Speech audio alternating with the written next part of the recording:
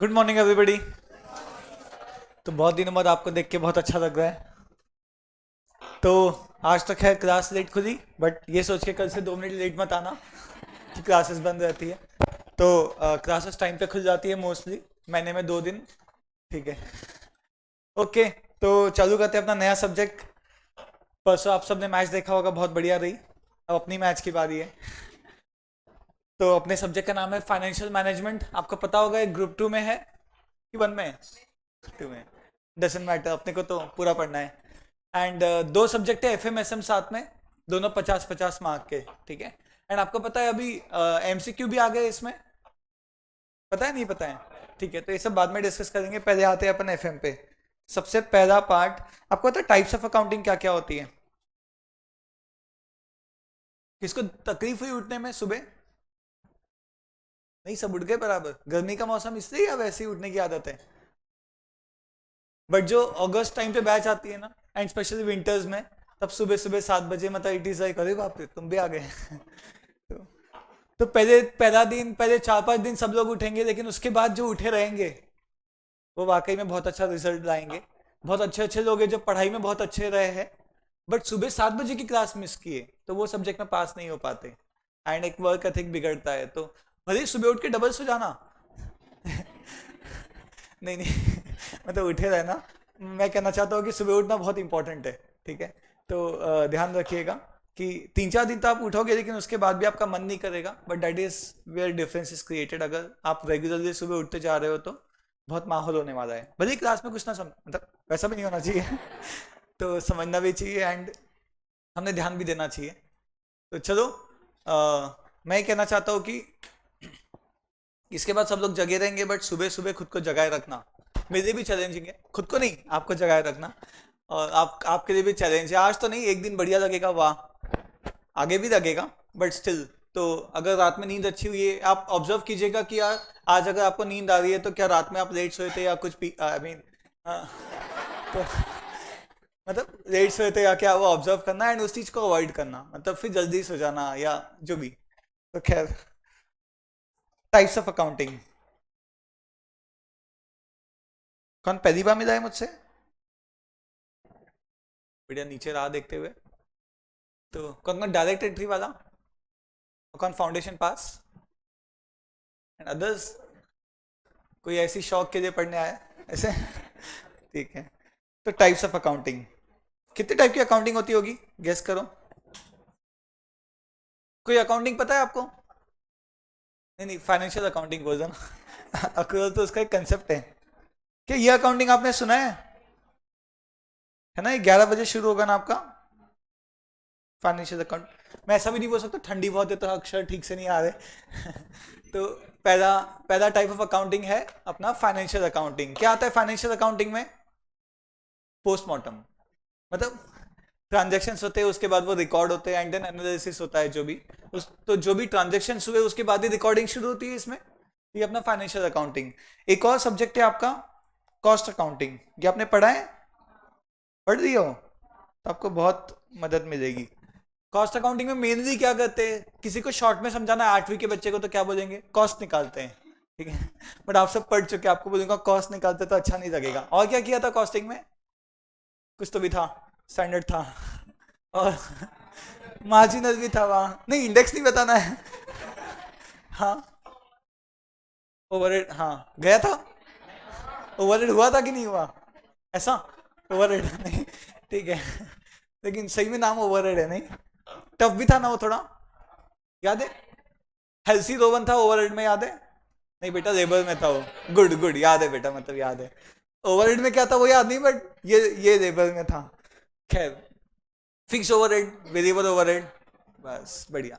तो basically financial accounting में क्या करते हैं हम लोग, ट्रांजेक्शन्स को रिकॉर्ड करते हैं। और कॉस्ट अकाउंटिंग में क्या करते हैं, कॉस्टिंग फाइंड करते हैं। एंड कॉस्टिंग फाइंड करके और भी आपने बहुत सारी मैनेजमेंट डिसीजंस देखी होगी उसमें, जो कंपैरिजन ये वो, फिर बजट वगैरह निकालते हैं, कैश फ्लो स्टेटमेंट्स देखा होगा। और तीसरा जो हम लोग डील करने वाले हैं वो है मैनेजमेंट अकाउंटिंग।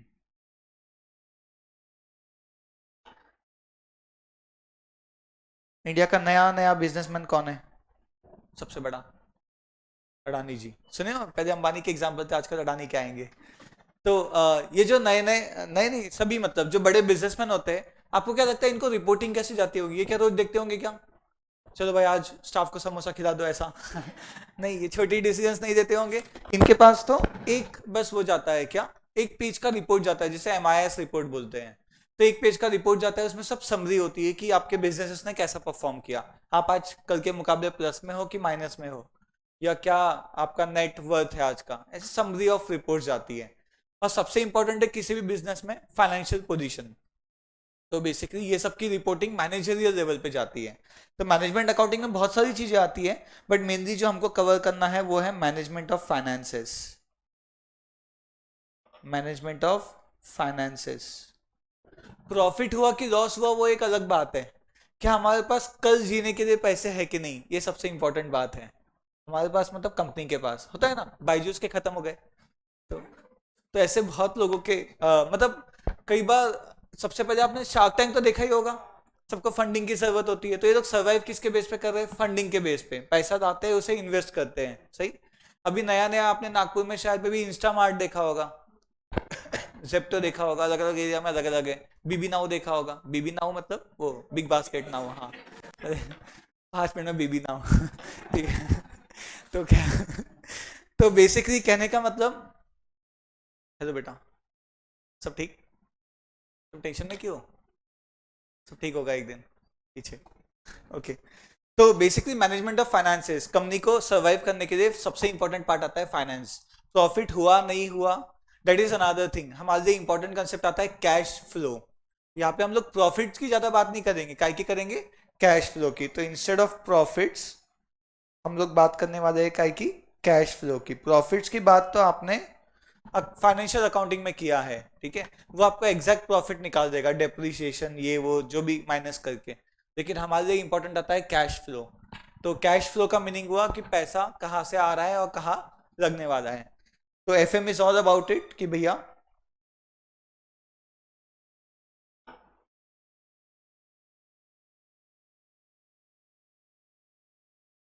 फाइनेंशियल मैनेजमेंट, पैसा कहाँ से लाओगे और कहाँ लगाओगे। तो ये किसी को नोट करना है? फटाफट नोट कर लो, हम लोग आगे बढ़ रहे हैं।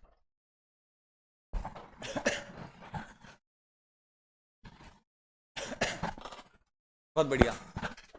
तो सुबह सुबह कुछ समझ में आ रहा है मैं क्या कह रहा हूँ?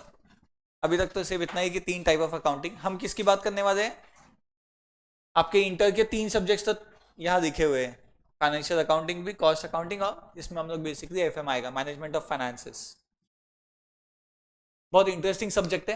आप लोगों को याद होगा CA फाउंडेशन में आपको SIC या एन्युटी नाम का चैप्टर था, जिसमें आप टाइम वैल्यू ऑफ मनी देखते थे। तो यहाँ पे टाइम वैल्यू ऑफ मनी बहुत सारा आने वाला है। FM में मेनली वही कंसेप्ट है, टाइम वैल्यू ऑफ मनी। इसके 4 स्तंभ है, जिसमें का एक स्तंभ है टाइम वैल्यू ऑफ मनी, दूसरा स्तंभ है cash flow is important, more important than accounting profits.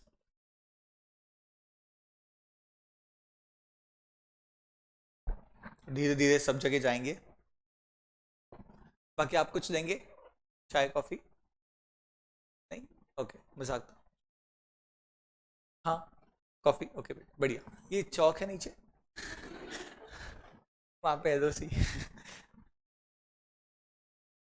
बीबी नाव पे।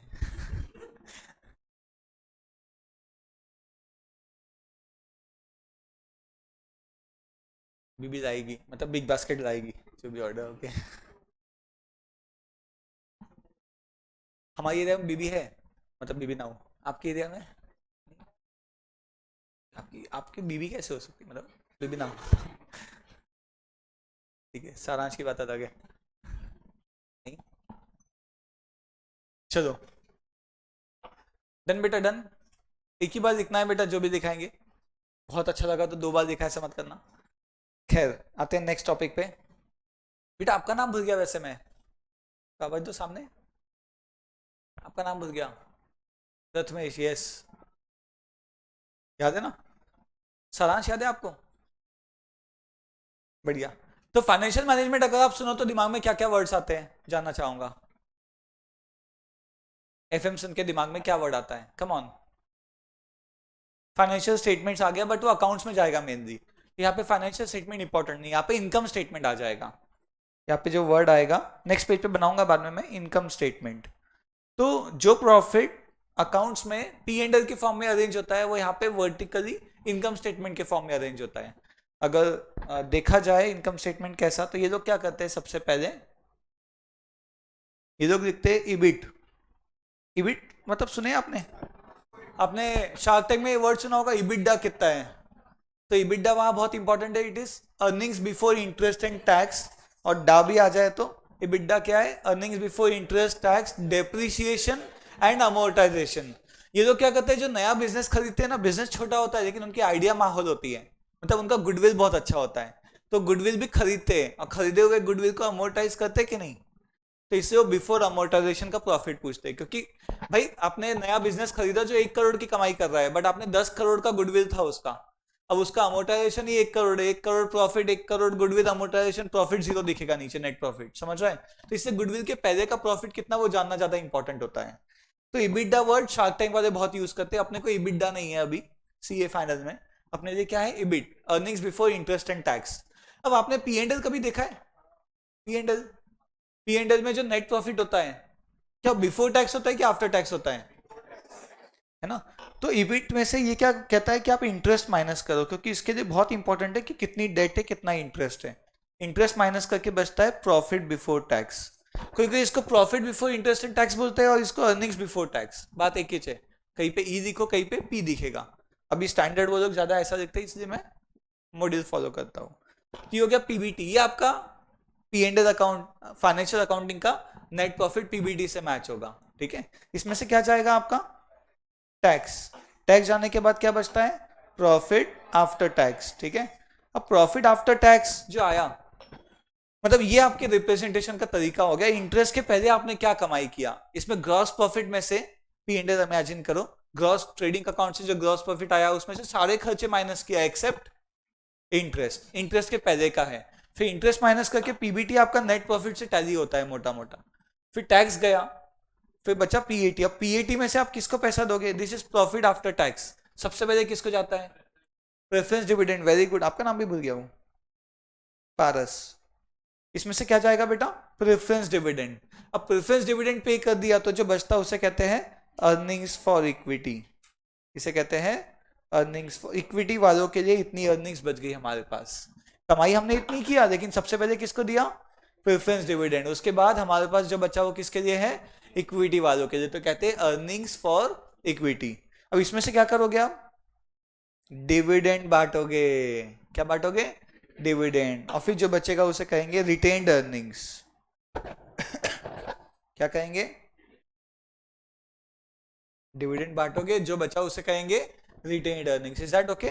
और थोड़ा इबिट के ऊपर आऊं तो यहाँ पे भी आपने एक फॉर्मेट देखा होगा, सेल्स मार्जिनल कॉस्टिंग में स्पेशली माइनस वेरिएबल कॉस्ट, तो बचता है आपका कंट्रीब्यूशन, कंट्री में से क्या माइनस करते हैं, फिक्स कॉस्ट, तो क्या बचता है, ये इबिट। अब कंप्लीट होता है कॉस्टिंग का वो फंडा, ठीक है। ये आपका बचा इबिट बेसिकली, ठीक है, earnings before interest and tax, क्योंकि यहाँ पे सारे खर्चे माइनस हो गए, वेरिएबल भी और फिक्स भी। अकाउंट्स क्या करता है, P and L account, trading P and L में डायरेक्ट एक्सपेंस को ट्रेडिंग में देता है, डायरेक्ट एक्सपेंस को ट्रेडिंग में, और इनडायरेक्ट एक्सपेंस को नीचे देता है, वो वैसा डिवाइड करता है डायरेक्ट इनडायरेक्ट में। ये काय में डिवाइड करता है, वेरिएबल और फिक्स में, जो वेरिएबल उसको पहले माइनस करता है, मार्जिनल में था ये कंसेप्ट, सबने पढ़ा है क्या कॉस्टिंग, सबने नहीं पढ़ा होगा, ओके इट इज ओके, घबराने की बात नहीं। तो इसमें से बाद में आपका क्या माइनस होगा, फिक्स कॉस्ट माइनस हो, मतलब ये कंट्रीब्यूशन आया, जैसे देखो मान लो ये पेंसिल है, मान लो पेंसिल में 100 में खरीद के 150 में बेचता हूं, तो 100 मेरी इसका वेरिएबल कॉस्ट है और 150 मेरी इसका सेलिंग प्राइस, इन दोनों में गैप कितना है, यानी मैं हर पेंसिल पे 50-50 रुपए की कमाई कर रहा हूँ, कंट्रीब्यूशन मुझे हर पेंसिल का 50-50 है, लेकिन ये बिजनेस करने के लिए ना मुझे ऐसे 50-50 पर पेंसिल, ऐसे मैंने 1000 पेंसिल बेचा, तो बताओ टोटल कंट्रीब्यूशन कितना हो गया, 50,000। सब पे क्वेश्चंस आएंगे आगे, मैं बस एक ओवरव्यू दे रहा हूँ, 50,000। लेकिन ये बिजनेस करने के लिए मुझे एक शॉप पे बैठना पड़ा जहाँ पे एम्प्लॉय की सैलरी थी, इलेक्ट्रिसिटी बिल, ये सब देना पड़ा, इंटरनेट, समझ रहे हैं, तो उसका एक्सपेंस 20,000 यहाँ माइनस हुआ, तो ईबिट बचा मेरा 30,000। अब ये जो कमाई हुई इसको बांटेंगे अपन, कुछ डिबेंचर वालों को इंटरेस्ट देंगे, प्रेफरेंस वालों को नहीं, उसके बाद गवर्नमेंट को टैक्स देंगे, उसके बाद प्रेफरेंस वालों को डिविडेंड देंगे, और उसके बाद इक्विटी वालों को डिविडेंड देंगे नहीं देंगे सोचेंगे।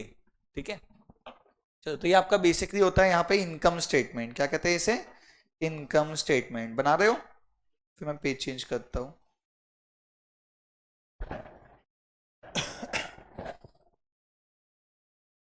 बहुत बढ़िया।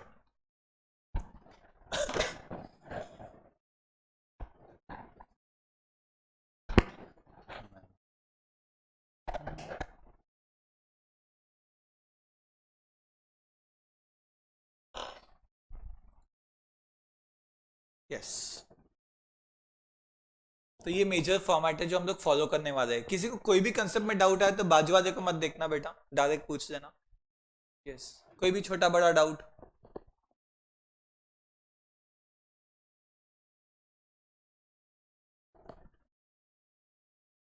तो ये जो कॉस्टिंग पढ़ेंगे उनको पता होगा कि ये कैसे आता है, बट अपने लिए इंपॉर्टेंट है। सेल में से वीसी हटाओ, कंट्रीब्यूशन, फिक्स कॉस्ट हटाओ, इबिट। इबिट के बाद अपनी कहानी शुरू होती है। इबिट मतलब इंटरेस्ट के पहले कितना प्रॉफिट कमाया, उसमें से जाएगा इंटरेस्ट, फिर जाएगा, मतलब पीबीटी बचता है, उसको पीबीटी कहते हैं, प्रॉफिट बिफोर टैक्स। इबिट मतलब earnings before interest and tax. और शार्क टैंक में इबिटडा होता है, earnings before interest tax depreciation amortisation. फिर वो डीए काटते हैं इबिटडा में से, डीए गया, क्या बचा? इबिट। ऐसा आता है। तो और इसके डिटेल्ड ब्रेकअप है, बट अपने लिए ये इंपॉर्टेंट है। कभी भी ऐसा बताना है आपको आता है ना, तो कोई भी कंपनी जाना, कोई बता रहा है कोई बिजनेस आइडिया, इबिटडा कितना है, ऐसा पूछ देना। उसको नहीं समझा तो समझ लेना गड़बड़ है। ठीक है, और उसको ये तो समझ जाएगा कि आपको समझता है, भले आपने कुछ पढ़े हो ना पढ़े हो। ठीक है, इबिटडा ऐसे ही बोलना। बढ़िया। मैं अभी रिसेंटली लास्ट मंथ एक मीटिंग में गया था, प्राइवेट इक्विटी की मीटिंग थी, तो वहाँ मेरे एक फ्रेंड ने पूछा इबिटडा कितना है इसका, सब देखते रहे इबिटडा क्या होता है भाई, मैंने शार्क टैंक नहीं देखा। तो हाँ, हाँ वो, तो उनके लिए वो अर्निंग्स इंपॉर्टेंट है। क्यों इबिटडा इंपॉर्टेंट है? आपके इंटरेस्ट टैक्स डेप्रिसिएशन के पहले आपने एक्चुअली कितनी कमाई किया, वो बताता है आपकी बिजनेस आइडिया कितनी अच्छी है। फिर आप पुअर मैनेजर थे इसलिए आपका इंटरेस्ट ज्यादा है, आप टैक्स प्लानिंग नहीं किए, टैक्स ज्यादा, वो सब अलग बात है, बट इबिटडा इंपॉर्टेंट है कि बिजनेस कितनी कमाई कर रहा है। चलो, ये डन बेटा। तो एक आपने बात किया income statement, P and L की जगह इनकम स्टेटमेंट। और क्या आता है इसमें? एफएम में क्या दिमाग में आता है आपके कि एफएम में हो सकता है? Annuity. Annuity is like instalment, that is very short format of time value of money. यहाँ पे सबसे इंपॉर्टेंट कंसेप्ट आ जाएगा आपके लिए, टाइम वैल्यू ऑफ मनी।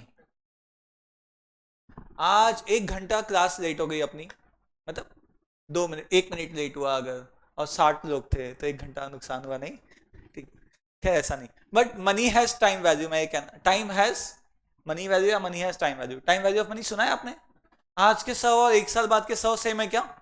मान लो बैंक में एफडी का रेट 10 चल रहा है, और मैं आपको ऑप्शन दूं कि आज 100 पसंद करोगे कि 1 साल बाद 100, क्या प्रेफर करोगे? आज 100 देना पसंद करोगे कि 1 साल बाद के 100? आज 100। भरोसा नहीं है इसलिए या कंसेप्चुअली पूरा आता है? मान लो भरोसा है, हाँ। अच्छा, आज के 100 या 1 साल बाद के 105? देखो, मैं आपको 1 साल बाद 5 रुपए ज्यादा दे रहा हूं, फिर भी नहीं चाहिए। क्यों नहीं चाहिए पता है? क्योंकि आज आप 100 लोगे और बैंक में जमा करोगे तो 1 साल में कितने बन जाएंगे वो? 110। आज 100 दे दो, बैंक में जमा कर दो, कितने बन जाएंगे? 110। Thank you.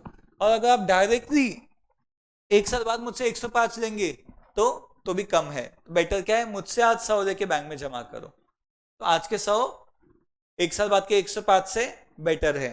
अच्छा, क्या बेटर है, आज के 90 या 1 साल बाद के 110? 1 साल बाद के 110 या आज के 100 वर्सेस 1 साल बाद के 115, क्या बेटर? ये क्यों बेटर है? क्योंकि आज अगर 100 दे दिया आपने तो ब्याज जोड़ के 110। ठीक है, लेकिन दुनिया जाली में बेटा, ये ज्यादा इंपॉर्टेंट है। को आगे पैसा कोई देगा नहीं देगा, किसी ने आजकल देखा? आप तो देख रहे हो जमाना कहाँ जा रहा है, सही? तो आज जो आ रहा है बेटा, bird in hand is better than two in bush, कहते हैं ना। तो आज जो मिल रहा है वो इंपॉर्टेंट है, तो इसलिए भी लोग कैश डिस्काउंट देते, बट आज पैसा दे देते भाई, ऐसा। और क्या दिमाग में आता है? टाइम वैल्यू ऑफ मनी को तो अपन बहुत डिटेल में पढ़ेंगे, बट फिलहाल नहीं, आएगा तब। बोलो, और क्या दिमाग में आता है एफएम सुन के? सुबह उठना। क्या कंसेप्ट दिमाग में आता है बेटा, बोलो। आपका आंसर गलत हो सकता है, चलेगा।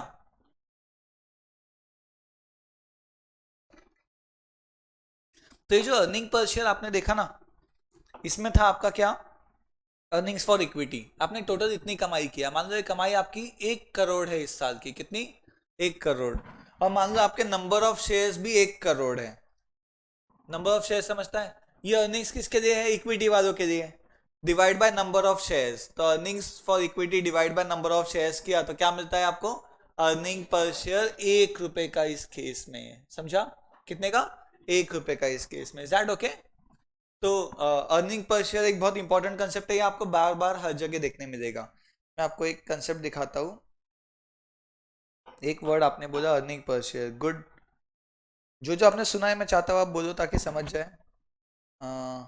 हम चलते हैं स्क्रीनर पे, कोई भी एक कंपनी ओपन करते हैं, एशियन कोई भी चलेगी। हाँ, एशियन पेंट की कहानी ऐसी है कि लोग बोलते हैं डाइवर्सिफाई करना चाहिए। तो जब मैं नया नया स्टॉक मार्केट में था 5 साल पहले, मैंने बहुत सारी कंपनी में पैसे लगाया। लोग कहते हैं कि किसी एक कंपनी में 10% के ऊपर मत लगाओ। अगर 10 लाख लगाया तो 50,000, मतलब 1 लाख के ऊपर एक कंपनी में नहीं। लेकिन फिर मैंने सोचा एशियन पेंट थोड़ी डूबेगा, एशियन पेंट कुछ भी फंड आया मतलब एशियन पेंट पे लागू नहीं होना चाहिए, तो उसमें 25%। जब से मैंने लगाया तब से डाउन ही चाह रहा है। वो एवरेज 3300 के थे, जब जब 3300 से 3000 आता था 3300 जाता था। 3300 पे 3000 आया, मैं खरीदता था, 3300 जाता था, बढ़िया 10% ग्रोथ। 3000 आया, खरीदा, 3300 गया, 2200 पे। फिर 3300 3000 किया तो 2800 आया, मैंने और खरीदा, एवरेजिंग बोलते हैं उसको। 2600 आया और खरीदा, 2500 आया और खरीदा, 2200 हो गया। फिर मैंने और एवरेजिंग नहीं कर पाएंगे, तो ये 2279। तो ये देखो मैं यहाँ उड़ रहा था, वो देखो उधर था बेटा मैं। ठीक है, तो बेसिकली यहाँ देखोगे आप तो, हाँ बिल्ला हो बस। फिर मैंने अभी अभी हम लोग घर के लिए पेंट, मेरे घर में पेंट हो रहा था, तो मैं पेंट लेने मार्केट गया तो देखा कि एशियन पेंट्स का बेस्ट क्या है ना, उनकी एक मशीन है। उनकी मेन जो स्ट्रेंथ है वो मशीन है जो कलर को मिक्स करती है। कलर के डब्बे नहीं होते, सिर्फ वाइट डब्बे होते हैं। दुकान में जितने भी डब्बे दिख रहे हैं ना, वो सब वाइट कलर के। और ये लोग क्या करते हैं, आपको पर्पल चाहिए तो उसमें पर्पल ऐड करते हैं, उसके अलग अलग शेड कम ज्यादा ऐड करते हैं और नए नए नाम दे दिया। और वो तो डिफर करता है जो दिख रहा जो लग रहा उससे। फिर देखा कि मैंने पूछा कि भाई बिरला का रेट क्या है, एशियन का क्या है, सिमिलर रेट थे। फिर मैंने बिरला का पेंट दिया, नया नया है, देखते क्या बिरला ओपस, तो देखा। फिर मैंने जो शेड बोला उसने शेड कार्ड एशियन का ही दिखाया। बिरला का जो पेंट दिया वो बिरला का वाइट था, लेकिन जो शेड कलर डाले वो एशियन की डाले उसने। तो मशीन भी एशियन की, सब एशियन का, सिर्फ वो जो सफेद कलर था वो बिरला का था। इन्हें बिरला क्या किया, सिर्फ सफेद कलर बना के दे दिया, लो भैया एशियन का इंफ्रास्ट्रक्चर यूज करो, उन्हीं की मशीन से कलर ऐड करके लोगों को दो। सही है, ये गड़बड़ हुई एशियन के साथ। मशीन इतना बड़ा इंफ्रा दिखा नहीं मुझे बिरला का मेनली, बट खैर। तो ये देखो सेल एक्सपेंस ऑपरेटिंग प्रॉफिट है ना, ये प्रॉफिट बिफोर टैक्स दिखा आपको। उसके बाद क्या है, टैक्स है, नेट प्रॉफिट, फिर अर्निंग पर शेयर आता है। तो ये अर्निंग पर शेयर कैसे निकाला गया होगा बेटा, कितने शेयर्स रहे होंगे इसके ऊपर में दिख जाएंगे। नंबर ऑफ शेयर्स पढ़ो इसके कितने ऊपर में, नंबर ऑफ शेयर्स बेटा कहाँ दिख रहा है यार, फेस वैल्यू 1 रुपए है, ठीक है उतना ही दिख रहा है ना, कहीं ना कहीं नंबर ऑफ शेयर्स पे दिखना चाहिए, कैपिटल अकाउंट वगैरह में। हाँ, तो खैर जो भी होगा, नेट प्रॉफिट डिवाइड बाय क्या करते हैं, नंबर ऑफ शेयर्स। आप खुद ही करके देखो कितने नंबर ऑफ शेयर्स होंगे इसके, 100। 1160 डिवाइड बाय 100 किया तो 11.6 आता है मोटा मोटा, सही। 100 से हल्का ज्यादा होगा, कम होगा हल्का, तो 11.61। ये आपका अर्निंग पर शेयर ऐसे कैलकुलेट होता है। और डिविडेंड बांटना कि नहीं ये तो कंपनी की चॉइस है। वैसे क्या लगता है आपको, कंपनी ने कमाई किया तो डिविडेंड बांटना चाहिए कि नहीं बांटना चाहिए, हाँ या ना, क्या पे डिपेंड करेगा, प्रॉफिट तो हुआ, बांटना कि नहीं। तो दो फंडा होता है, अगर आज आपने डिविडेंड बांटा तो लोगों का भरोसा बढ़ता है, लोगों का भरोसा बढ़ता है तो कंपनी की मार्केट प्राइस बढ़ती है। क्यों, लोगों का भरोसा बढ़ा, वाह कंपनी डिविडेंड दे रही है, इन्वेस्ट करो इन्वेस्ट करो। इन्वेस्ट करने जाएंगे, क्या होगा, शेयर्स का डिमांड बढ़ेगा, डिमांड बढ़ा तो उसका प्राइस बढ़ेगा, समझ रहा है। तो आज डिविडेंड बांटने का फायदा, आज मार्केट प्राइस बढ़ेगा बट कंपनी वही की वही रहेगी, ठीक है। लेकिन जो आपने कमाई किया उसको डिविडेंड बांटने की जगह आपने कंपनी में रिटेन किया। अरे आपने, आपकी कंपनी समझो 100 करोड़ की है, आपने इस साल 10 करोड़ कमाई किया, अगर वो 10 करोड़ कमाई आपने बांटने की जगह कंपनी में इन्वेस्ट कर दिया, कंपनी में इन्वेस्ट करना इन्हें समझ गए, न्यू एसेट्स न्यू जो भी किया होगा, तो इससे क्या होगा, क्या कंपनी की प्रॉफिटेबिलिटी बढ़ेगी, क्या कंपनी ग्रो करेगी? पैसों से ही ग्रो करती है कंपनी, है कि नहीं? कंपनी में कैपिटल बढ़ गया, मान लो कंपनी 20% कमाती है, 100 करोड़ का कैपिटल है, 20% कमाती, बिना देखे बता रहा हूं, समझेगा, ट्राई करो। 100 करोड़ की कंपनी 20% कमाती है, यानी कितना कमा रही है? 20 करोड़, वेरी गुड। अब 10 करोड़ आपने कमाई एक्स्ट्रा किया, वो 10 करोड़ भी लगा दोगे तो उस 10 पे भी 2 करोड़ कमाएगी कि नहीं? तो जो एक्स्ट्रा पैसा कंपनी में लगाओगे तो कंपनी ग्रोथ करेगी। तो कहते हैं जो आपने कमाई किया, नेट प्रॉफिट बांट दिया, मार्केट प्राइस बढ़ रहा है बट कंपनी ग्रो कर रही है क्या? नहीं। लेकिन उसी को अगर कंपनी में इन्वेस्ट कर दिया तो कंपनी ग्रो करेगी। तो मार्केट प्राइस बढ़ेगा ग्रोथ के साथ, बट लॉन्ग टर्म में बढ़ेगा, आज के आज नहीं। तो क्या करना चाहिए? कंपनी में इन्वेस्ट करना चाहिए कि बांटना चाहिए? बोलो। कंपनी के पास पैसा है, कंपनी के पास आइडियाज भी है ग्रोथ की, अब पैसा भी है, कंपनी को प्राइसेस भी अच्छे चाहिए। अब बताओ, रेशियो, कोई रेशियो बांट देंगे, कौन सा रेशियो? तो बेसिकली डिविडेंड बांट देना, प्रॉफिट को डिविडेंड के फॉर्म में बांट देना या कंपनी में री इन्वेस्ट करना, ये एक डिसीजन मेकिंग का पार्ट है। इसे कहते हैं डिविडेंड डिसीजन। इंडेक्स में देखोगे तो ये एक चैप्टर है अपना, डिविडेंड डिसीजन। आपको बेसिकली दो किताबें मिली है, एक बड़ी किताब, एक छोटी किताब। नहीं, जो आपको बड़ी किताब मिली है एफएम की, उसकी आपको जरूरत नहीं क्लास में, घर पे सेल्फ स्टडी के लिए। एक क्लास क्वेश्चंस की जो बुक है, देखा बेटा, मैंने देखा नहीं अपनी बुक सामने से, ओके नहीं वो ऐसे देखो कवर पेज, ओके। तो जो क्लास क्वेश्चंस वाली किताब है, इसका अपने को काम है, ठीक है, ये आप रोज क्लास में लेके आइएगा। इसमें देखो ये जो चैप्टर है डिविडेंड डिसीजन, 5वां दिख रहा है, तो ये भी एक चैप्टर है कि भाई डिविडेंड कितना बांटना, बांटना कि नहीं बांटना, और बांटना तो कितना बांटना, ठीक है। तो किस बेस पे डिसाइड होता है ये उसी चैप्टर में देखेंगे। बट इंपॉर्टेंट होता है कि उतना डिविडेंड बांटो जो आपका मार्केट प्राइस मैक्सिमाइज करके दे कंपनी का, ऐसा डिविडेंड पॉलिसी बनाओ। आपके पास 8-10 ऑप्शन होंगे, कॉस्टिंग में कुछ लोगों ने देखा होगा, और जिन्होंने नहीं पढ़ा कॉस्टिंग नाम से घबराना मत बेटा, आएगा। कैसे आप 5-6 ऑप्शन लिखोगे, 0% डिविडेंड, 20%, 40%, 80%, 100% डिविडेंड। हर केस में आप क्या निकालोगे पता है? कंपनी का मार्केट कैप, कहां पे कंपनी की वैल्यू मैक्सिमाइज होती है। कंपनी की वैल्यू क्या होती है बेटा? जैसे एशियन पेंट्स का वैल्यूएशन क्या है, मुझे एशियन पेंट्स खरीदना है आज, तो कितना चाहिए? 2,18,000 करोड़ रुपए चाहिए बेटा, 500 का डिस्काउंट दिया तो। एशियन ये एशियन पेंट्स का मार्केट कैप है। What do you mean by market cap? आप जो मार्केट में शेयर्स खरीदते बेचते नहीं हो, तो आज शेयर कितने का है इसका, कहाँ दिख रहा है वो? 2279, to current price 2279 into number of shares. इसके जितने भी शेयर्स होंगे, 1,000 करोड़ शेयर होंगे समझो, तो सॉरी 100 करोड़ शेयर्स होंगे, तो 2279 इंटू 100 करोड़ शेयर्स, तो वो आ गया होगा लगभग 2,18,000 करोड़, ठीक है। तो जितने भी कंपनी के शेयर्स मार्केट में फ्लोटेड है इंटू मार्केट प्राइस पर share, that is market capital. तो ये जो मार्केट कैप है, क्या ये अकाउंट्स में दिखेगा कि नहीं दिखेगा? अकाउंट्स में नहीं दिखेगा। अकाउंट्स में क्या दिखता है? Book value, not market value. Book value और मार्केट वैल्यू के बीच में एक मेजर डिफरेंस है, क्या? गुडविल, गुडविल का डिफरेंस है, सही बात है कि नहीं? इसमें गुडविल इंक्लूड हो गया कि नहीं हो गया मार्केट वैल्यू में? हुआ कि नहीं हुआ? हेलो, हुआ बेटा? हेलो बोल रहा था। मार्केट वैल्यू में गुडविल इंक्लूड हो गया, वो सब कंसीडर करके है ना। अब बिरला का देखेंगे, है क्या बिरला ओपस इसमें? आई डोंट नो क्या नाम से है, कभी सर्च नहीं किया। बिरला ओपस नहीं है भाई, कोई और नाम होगा, ठीक है, जो आई डोंट नो। तो बेटा ये मार्केट कैपिटल में गुडविल वगैरह सब आ गया। आप खरीदने जाओगे तो इतने पैसे देने पड़ेंगे, इतने में खरीद सकते हो, मांगने की भी जरूरत नहीं। क्या कर सकते हो? हॉस्टाइल टेक ओवर, जिसके पास एक एशियन पेंट्स के शेयर सबसे खरीद लो, समझा? मैं भी देता हूँ, ठीक है, अभी डाउन पे है। तो खैर 2,18,000 करोड़, समझा? सुना है हॉस्टाइल टेक ओवर के बारे में? क्या होता है? मान लो एक कंपनी है, मान लो अपन एक कंपनी खोलते हैं बढ़िया, अपन सब शेयर होल्डर्स है, ठीक है, मेरे पास 50% शेयर है ना, या मेरे पास 20 है, बेच बेच के 20, आपके सबके पास 80। अब आपको ओनर बनना है तो क्या करना पड़ेगा? मुझसे ज्यादा होल्डिंग करनी पड़ेगी, तो ही आप एमडी बन पाओगे। अब आपको, मैं तो नहीं बेचूंगा, क्यों बेचूंगा भाई, मैं ओनर हूं ना। तो क्या करोगे बताओ?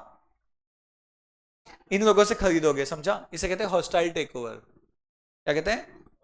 Hostile take over. तो ये काम किया जा सकता है।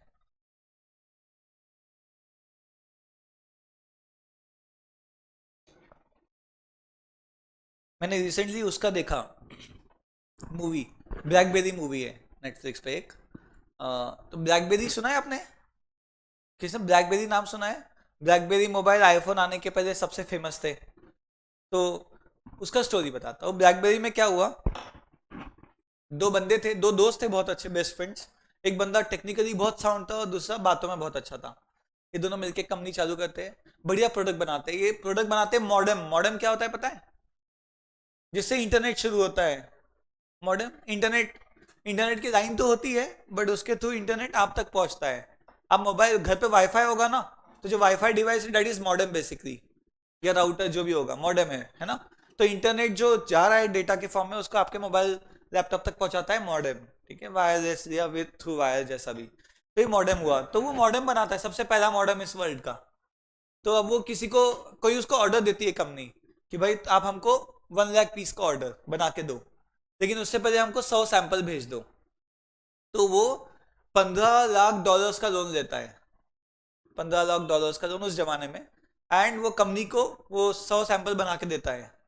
और फिर कंपनी उनका फोन उठाना बंद कर देती है।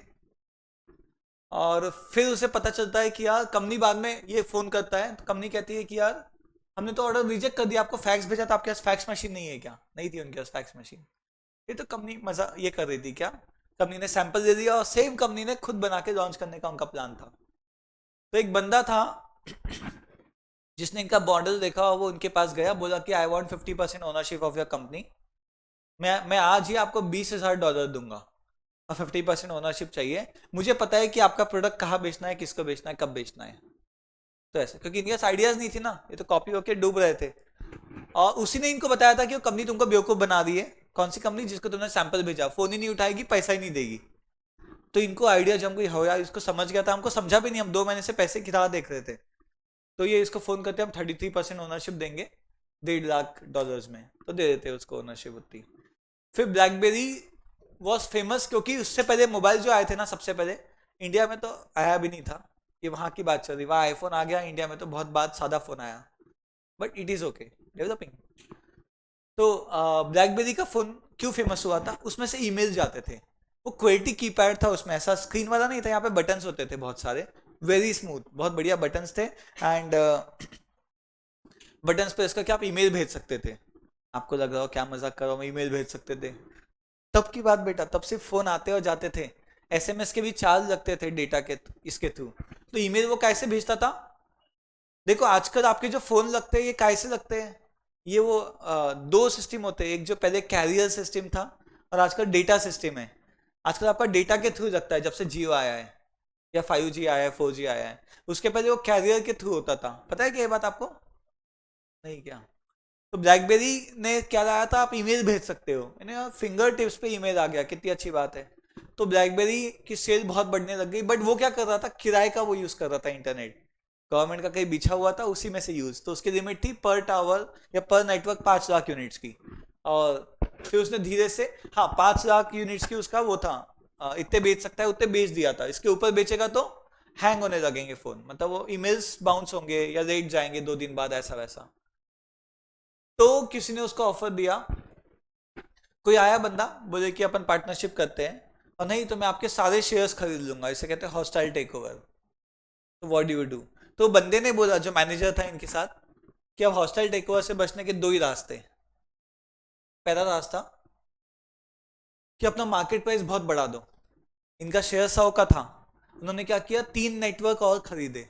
पहले एक नेटवर्क के 5 लाख यूनिट बिकते थे, 3 नेटवर्क और लिए तो कितने बिकने लग गए अब? 20 लाख। तो इनका मार्केट प्राइस जब 5 से 20 पे गया, तो मार्केट प्राइस शेयर का 100 से 400 हो गया। तो जो बंदा प्लानिंग करके था कि मैं 100 करोड़ में कंपनी खरीद लूंगा, अब उसको खरीदने के लिए कितना पैसा लगेगा? 400 करोड़। और वो हॉस्टाइल टेकओवर से बच गए। तो एक आइडिया लगाया जिससे उनका मार्केट प्राइस बढ़ा। और आपको कंपनी खरीदना था, कंपनी खरीदना मतलब क्या करेंगे, ऐसे डायरेक्ट जाके कंपनी बेच दो ऐसा नहीं होता बेटा, गिफ्ट पैक करके मिला ऐसा नहीं है। आप शेयर्स खरीदते हो, जिसके पास मैक्सिमम शेयर्स वो उसका ओनर। देखो मेरे पास एशियन पेंट्स के 1 लाख रुपए के शेयर्स है, 2 लाख रुपए के, मैं ओनर हूँ उसका। 2 लाख का आउट ऑफ 2 लाख करोड़। 2 लाख में से 2 हजार नहीं, 2 लाख में से 2, उतना तो है ना थोड़ा बेटा, थोड़ा वैसा। तो स्टिल ओनर वैसा, ठीक है। तो जिसके पास मेजोरिटी शेयर्स है उसमें दिखेगा मेजोरिटी होल्डिंग किसके पास है, क्या है, सब दिखता है। आप ये स्क्रीनर पे जाओगे ना, कभी भी कुछ इन्फो चाहिए इस पे सब कुछ दिखता है। एशियन पेंट्स के ये देखो साथ साथ वाले, बर्जर पेंट्स भी बाद में पता चला मुझे एशियन का ही है। निपॉन पेंट सुना है? हाँ, मैं रिसेंटली श्रीलंका गया था, वहां पे सब निपॉन पेंट्स बिकता था, बाद में डिटेल में देखा तो वो भी एशियन का ही था। लोगों को चाहिए ना अलग अलग नाम, तो एक ही कंपनी 3 नाम से बढ़िया, लो क्या चाहिए आपको। तो इसमें शायद आपको दिख जाएगा क्या, मेरी बातें समझ में आ रही है क्या आपको? मैं बस एक ओवरव्यू दे रहा हूँ क्या क्या टर्म्स होते हैं, कोई डाउट आया तो कभी भी पूछ लेना। देखो इसमें बेटा ये जो होल्डिंग है ना, 52% प्रमोटर लेके बैठे। प्रमोटर मतलब ये जो ओरिजिनल ओनर्स थे जिन्होंने कंपनी बनाया, 52%। अच्छा, कितने परसेंट ओनरशिप रहता है पक्का ओनर हो उस कंपनी के? 50 के ऊपर, सही है। 50 के ऊपर होना चाहिए, 51 कहते हैं शॉर्ट में, बट 50 के ऊपर इज ओके, सही ना। लेकिन टाटास वगैरह ने क्या क्या बताया, 20-20% ओनरशिप रख के भी ओनर रहे हैं। बाकी पूरा आईपीओ बांटे लोगों को, 20% में भी ओनर उतना भी किसी के पास नहीं। ये देखो प्रमोटर के पास इतना है। एफआईआई, एफआईआई क्या होते हैं? फॉरेन इंस्टीट्यूशनल इन्वेस्टर्स, जो फॉरेन के म्यूचुअल फंड वगैरह वाले यहाँ लगाते होंगे या वहाँ की बैंक्स लगाती होगी। डीआईआई क्या है? Direct institutional investors. इसमें कौन कौन आता होगा? SBI mutual fund, HDFC mutual fund, या और भी बिजनेस हाउसेस। एग्जाम्पल है वो बस। गवर्नमेंट के पास थोड़ा, ये पब्लिक बेटा, अपन यहाँ पे बेटा इसमें घूमते हैं अपन, ये 20% में घूमते हैं। जो मेरे पास शेयर है हम पब्लिक में हूँ बेटा, मैं सी होने से कुछ नहीं होता, पब्लिक में अपन, ठीक है। प्रमोटर अलग है, ओनर। एफआईआई क्या है? फॉरेन वाले, ये लोगों ने पैसा लगाया। ये लोग क्या करते हैं, डॉलर वगैरह के रेट के हिसाब से इंडिया में पैसा लगाते हैं और निकालते हैं। तो इंडिया में पैसा बहुत आ गया तो रेट्स बढ़ते हैं, अब एकदम से निकाल दिया तो पैसा आउट हुआ तो रेट्स कम होने लगते हैं। ये पब्लिक और उसका ये अदर्स है जो भी। देखो इतने नंबर ऑफ शेयर होल्डर्स, अब नंबर ऑफ शेयर होल्डर्स और नंबर ऑफ शेयर्स मैच नहीं होते, क्यों मैच नहीं? मतलब मेरे पास हो सकता है, मेरे पास 100 शेयर है, आपके पास 20, आपके पास 5, आपके पास 300, कुछ भी हो सकता है। सबके शेयर्स अलग अलग है, क्या है? नंबर ऑफ शेयर होल्डर्स, इतने मालिक है बेटा। चाय पे जाएंगे तो एक साथ 9.5 लाख कप ऑर्डर, ठीक है। यस, तो ये बेटा आपका ओनरशिप। और क्या क्या समझ में आता है एफएम सुन के बताओ। एनपीवी, नेट प्रेजेंट वैल्यू, ये भी एक कंसेप्ट है, net present value. Time value of money का कंसेप्ट है, सारे कैश फ्लो को प्रेजेंट पे लाओ। शॉर्ट में नहीं बता पाऊंगा, इसको जब पढ़ेंगे तब डिटेल में, कैपिटल बजटिंग चैप्टर है उसमें डिटेल में पढ़ेंगे। तो सारे कैश फ्लो को प्रेजेंट पे लाओ। अगर NPV positive, go for the project, NPV negative, reject the project. तो बेटा शार्क टैंक में भी जो आते हैं ना, अपने को तो शॉर्ट में दिखाते हैं। शार्क टैंक से बड़ा इन्वेस्टमेंट तो नागपुर में ही अकेला, मुंबई तो लेट गो मुंबई, तो बहुत छोटा छोटा दिखाया है उसमें, 1 करोड़ 20 लाख वैसा। वो तो उनके ऐड और कर क्यों बैठे, उनको भी क्या 1 करोड़ के लिए बात करना नहीं पूरा था जो वहाँ पे जजेस है। 1 करोड़ के लिए क्या बैठेंगे भाई, वो 10-10 लाख करोड़ मैनेज कर रहे हैं, तो उनको बैठना भी नहीं पूरा था, बट उनकी एडवर्टीजमेंट हो रही इसलिए वहाँ बैठे हैं। बनता ना बेटा, नाम भी तो कुछ होता है। तो 20 लाख लगाए हुए ऐसी, वो तो ऐसी एडवर्टीजमेंट समझ के लगा दे 20 लाख, है ना। तो कभी देखा होगा कोई बंदा था, अच्छा अच्छा लगा बंदा, आइडिया में दम नहीं है, बंदे में दम, मतलब बंदा बढ़िया था, एक लोगों की क्या सहानुभूति के लिए ले भाई 20 लाख, ठीक है। तो जुगाड़ू कमलेश करके था एक, सुना होगा। तो अब प्रोडक्ट भी नहीं था, कुछ नहीं था, बट फार्मर था तो लोग अपने से जुड़े तो उसने उसमें इन्वेस्ट किया, उसके तो एडवर्टीजमेंट होगी ना 20 लाख। तो एक हो गया एनपीवी, अपन डिटेल में बाद में पढ़ेंगे। और एफएम, कम ऑन, एफएम में 2 चीज तो पता है, एफ भी आता है एम भी आता है। और बोलो बेटा एफएम में क्या सुने हो कि हो सकता है इसमें, कम ऑन। यस, इक्विटी सुना है, इक्विटी। इक्विटी के अलावा और क्या सुना है?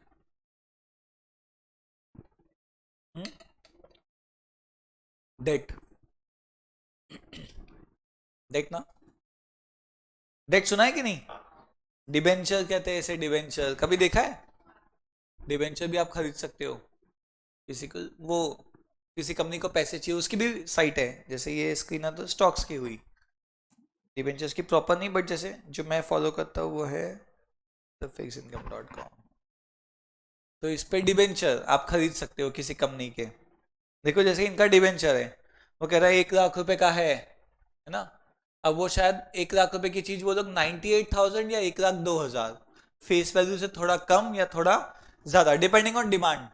बहुत लोगों को चाहिए नीडो, ये crazy B, people are crazy behind crazy B, इसके प्राइस थोड़े बढ़ेंगे, 1 लाख के ऊपर जाएंगे।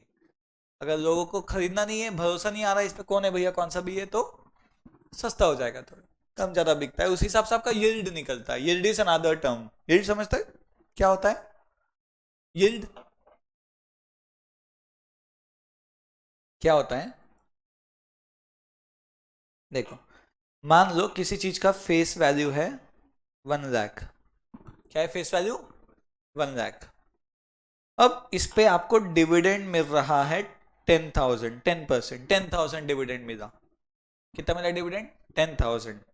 इसका मार्केट वैल्यू है 90,000। तो बताओ आपका यील्ड क्या हुआ? तो क्या करते हैं आप देखते हो, इसका नाम तो 1 लाख है, चीज 1 लाख की है, लेकिन मार्केट में बिक कितने में रही है? 90। सस्ती क्यों बिक रही है? कोई बैड न्यूज आई होगी, कुछ भी हुआ होगा, वी डोंट नो, बहुत सारे फैक्टर्स है। एशियन पेंट क्यों गिर गया? सब बढ़िया था, बिल्डा आ गया, ठीक है। तो 1 लाख का 90,000 में बिक रहा है। तो अगर आपको ये बॉन्ड या डिबेंचर में पैसा लगाना है तो आपको कंपनी को कितने पैसे देने होंगे? 90,000। लेकिन आपको सर्टिफिकेट कितने की देंगे वो? 1 लाख की। एक्चुअली हो सकता है सर्टिफिकेट वो 1 लाख की महीने देके रखा हो। दो टाइप के मार्केट होते हैं, एक होता है प्राइमरी मार्केट, एक होता है। तो ये जो फिक्स इनकम वाला है ना, ये क्या है, प्राइमरी मार्केट में खरीदता है, एक साथ 10 करोड़ के डिबेंचर खरीदता है। खरीदना मतलब उसने कंपनी को 10 करोड़ दे दिया और उससे क्या मिल गया उसे? सर्टिफिकेट्स। अब वो डिबेंचर वो सब लोगों को थोड़े प्रीमियम पे बेचता है। उसने अगर 10 करोड़ का 10 करोड़ में खरीदा तो आप सबको 11 करोड़ में बेचेगा या 10.5 करोड़ में, समझ रहा है? तो खुद खरीदा, कंपनी को पैसे उसने दिया, फिक्स इनकम वाले ने, वो हो गया प्राइमरी मार्केट। फिर मैं सबको बेच रहा हूं मार्केट में, ये क्या हो गया? सेकेंडरी मार्केट में आप सबको बेचा, समझा? तो अब आपको ये खरीदना है सेकेंडरी मार्केट में, तो पैसा कितना लगाना पड़ेगा? 1 लाख या 90,000? बोलो बोलो बेटा। ये चीज खरीदना है तो 1 लाख लगेंगे कि 90,000? 90,000, क्योंकि वो क्या है उसका मार्केट वैल्यू। फेस वैल्यू जो भी हो, मार्केट वैल्यू पे काम होता है। तो आप इसमें लगाओगे 90,000। 90,000 लगा के आपको रिटर्न्स कितने मिलेंगे? 10,000 पूरा मिलेगा कि काट के मिलेगा? पूरा 10,000 मिलेगा 90 लगाने पे, तो ये कितना परसेंट रिटर्न हुआ बताओ? कमॉन।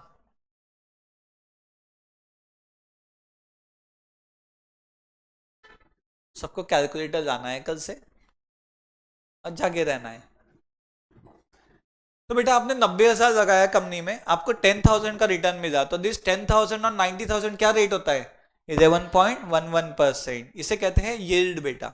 ये जो मैं लिख रहा हूँ सब लिखते जाओ, अपन बेसिक बेसिक कवर कर रहे हैं 2 दिन पहले, 1-2 दिन, 1-1.5 दिन, फिर अपन चैप्टर पे आएंगे, ठीक है। अब ये टर्म्स, ये टर्मिनोलॉजी अपने लिए न्यू है, अपन एबीसीडी सीख रहे हैं इसका। एक वर्ड बहुत बार आएगा yield, and this is important. कहाँ देखा हमने यील्ड वर्ड? ये यहाँ पे बेटा। अब लॉग इन करूंगा तो वो और डिटेल में बताएगा कि प्राइस अलग है यील्ड अलग है, बट नहीं करता लॉग इन, ठीक है, समझ गया? लेकिन प्राइस अलग होगा और यील्ड अलग होगा, इसका रिटर्न अलग। जैसे 10.3 एक कूपन, कूपन 10.3 का मीनिंग क्या हुआ? 1 लाख का 10.3% निकालो।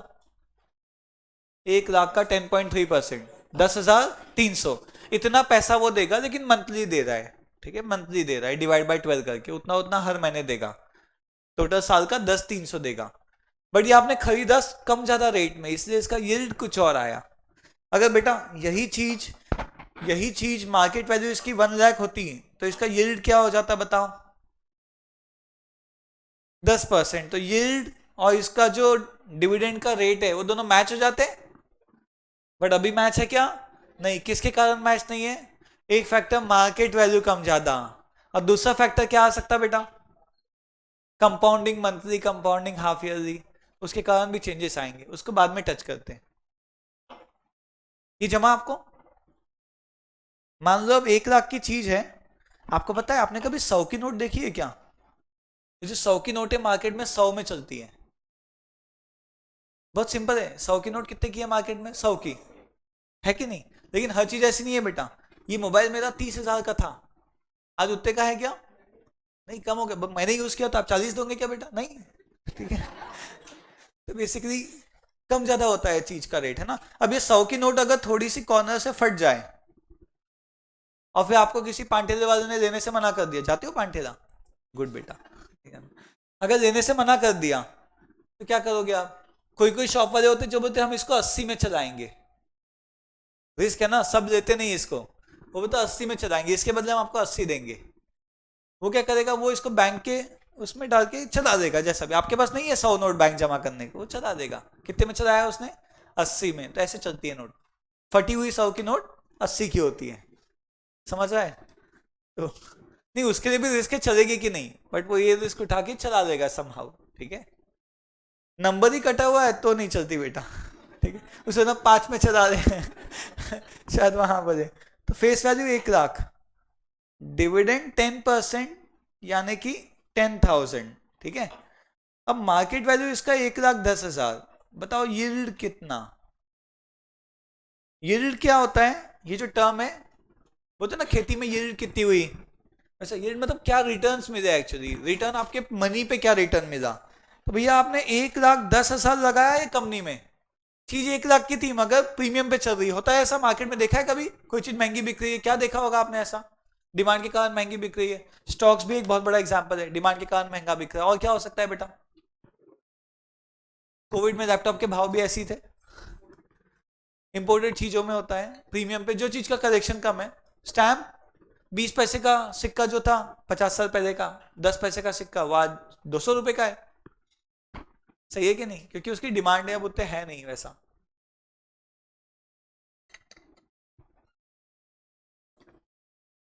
तो 1,10,000 रुपए लगा के आप कमा रहे हो 10,000, ये परसेंटेज निकालना आता ना सबको?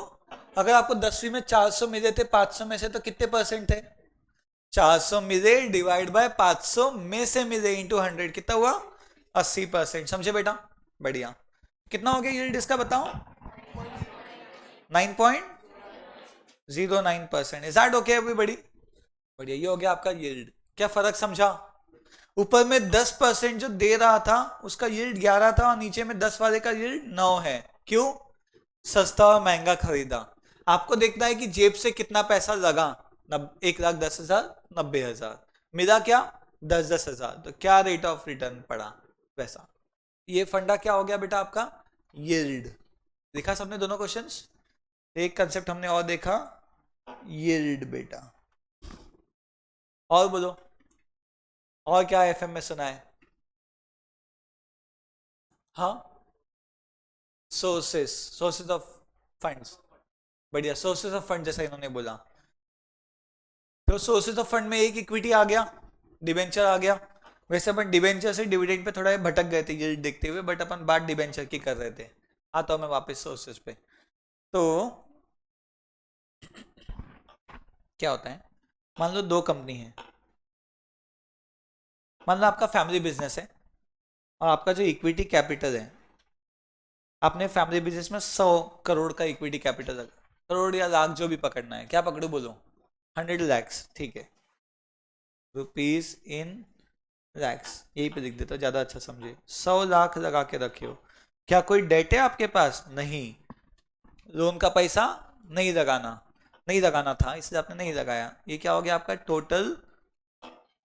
ये हो गया आपका कैपिटल एम्प्लॉयड। यानी आपका बिजनेस कितने का है? 100 लाख का, ठीक है। इन्हें 100 लाख है ना, 1 करोड़ रुपए आपके बिजनेस में लगे हुए हैं। एक होता है रिटर्न्स कितने हैं इस पे, तो रिटर्न्स है, समझो 25% कमाते हो आप। कितना कमाते हो? 25%। तो मुझे बताओ आपका ईबिट क्या आ जाएगा? अगर आप 25% कमा रहे हो तो आपका ईबिट क्या आ जाएगा बेटा? या हाँ बोलो, इसको रिटर्न ऑन कैपिटल एम्प्लॉयड भी नाम दे सकते हो, रिटर्न ऑन कैपिटल एम्प्लॉयड। तो यहाँ पे आपका एक वर्ड आता है जो है ईबिट। 1 करोड़ जो आपने लगाया, आप इस पर 25% कमाई करते हो। 25% कमाई कितनी हो गई 1 करोड़ की? 25 लाख। ये समझा क्या? ये आपका फैमिली बिजनेस ऐसा चल रहा है, सालों से 1 करोड़ लगा हुआ है, हर साल क्या मिलता है? 25 लाख। फिर इसमें से आपको ब्याज देना है क्या? इंटरेस्ट नहीं देना है। इंटरेस्ट, इंटरेस्ट के इसके बाद क्या बच गया? Profit before tax. वो कितना बच जाएगा? ये डिफिकल्ट कैलकुलेटर उठाओ, बढ़िया, 25 लाख माइनस 0, कितना है 25 लाख। तो बेसिकली 1 करोड़ पे आपने 25% कमाया, 25 लाख। ये आपका एक रेस्टोरेंट है बेटा जो बहुत फेमस है नागपुर में, ठीक है। ये रेस्टोरेंट में आपका पैसा लगा हुआ है, 1 करोड़ का एक रेस्टोरेंट, 25% आप कमाते हो। साउथ इंडियन रेस्टोरेंट है समझो, है ना। और ये चौक पे है क्या, तो ये चौक पे है, ठीक है।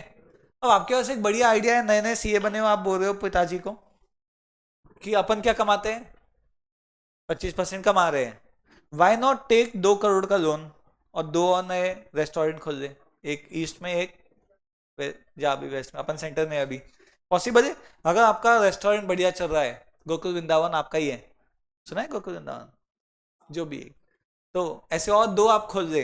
लेकिन उसके लिए क्या लगेगा आपको, 100 लाख तो पापा के लगे ही हुए एक रेस्टोरेंट पे, और 2 खोलने हैं तो कितने पैसे लगेंगे, 2 करोड़।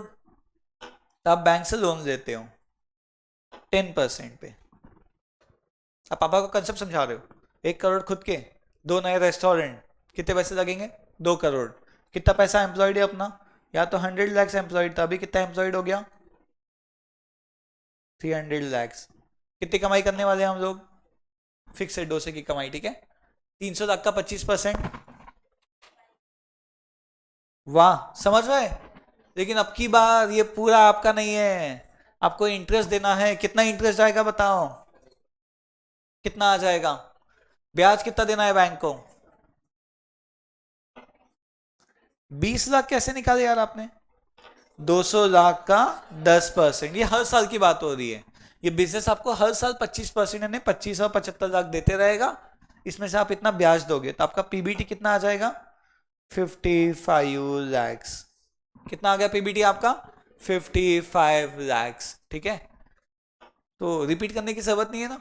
100 लाख, 1 करोड़ खुद के थे, एक रेस्टोरेंट, अपन ने एक रेस्टोरेंट में 2 और रेस्टोरेंट ऐड किया। कितने चला रहे हैं अब नागपुर में अपन, 3। कितना रिटर्न है 3 करोड़ पे, 25% यानी 75 lakhs। अब ब्याज कितना देना पड़ा, 20 लाख। तो आपकी नेट कमाई कितनी हो गई, 55 लाख। ये कमाई बढ़ कैसे गई बताओ, कुछ तो भी हुआ यहाँ पे, कैसे बढ़ गई बताओ बेटा, क्या बोले। हाँ तो क्या हुआ, आपका कैपिटल बढ़ गया ना। ये जो 100 कमा रहा था 25, वो तो अभी भी 25 कमा ही रहा है। लेकिन आपने ये जो एक्स्ट्रा के 200 लाख लगाया ना, आपने क्या किया, आपने बढ़िया 200 लाख लगाया, इस पे आपने 25% कमाया। ये जो लोन था ना, लोन लोन पे 200 लाख पे 25% यानी कितने कमाया बताओ, 50 लाख। फिर आपने इसमें से बैंक को ब्याज दिया, कितना ब्याज दिया, 20 लाख। तो आपकी जो कमाई बढ़ गई वो कितने से बढ़ गई, 30 लाख से। यानी आपने 25% कमा के बैंक को 10% दिया, 15% आपकी कमाई। देख लो बेसिकली 200 लाख का 15% वही आता होगा, आया क्या, 200 लाख का 15%, 30 लाख, हाँ या ना। तो आपकी कमाई जो पहले ओल्ड कमाई कितनी थी, ये तो आपकी न्यू इनकम हो गई, न्यू इनकम। अब ओल्ड इनकम क्या थी आपकी, ओल्ड इनकम 25 लाख, और दोनों की टोटल इनकम क्या हो गई। ये ब्रेकअप बता रहा हूं, एक बार समझा देता हूं कि क्या हुआ। सुन लो बेटा, आप बढ़िया 25 लाख कमा रहे थे, घर में दाल रोटी आ रही थी, लेकिन आपको बिरयानी चाहिए थी, तो आपने क्या किया, 2 करोड़ का लोन लिया, और क्या कमाया बेटा 2 करोड़ पे, 25% कमाया।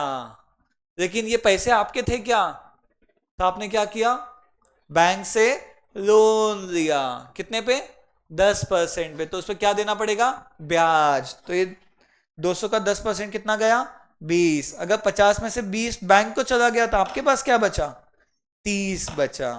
तो क्या आपकी कमाई ऐसा करने से बढ़ी, हाँ या ना। This concept is called as leveraging, this concept is called as leveraging. क्या इंडेक्स में लिवरेज नाम का भी एक चैप्टर है, यस।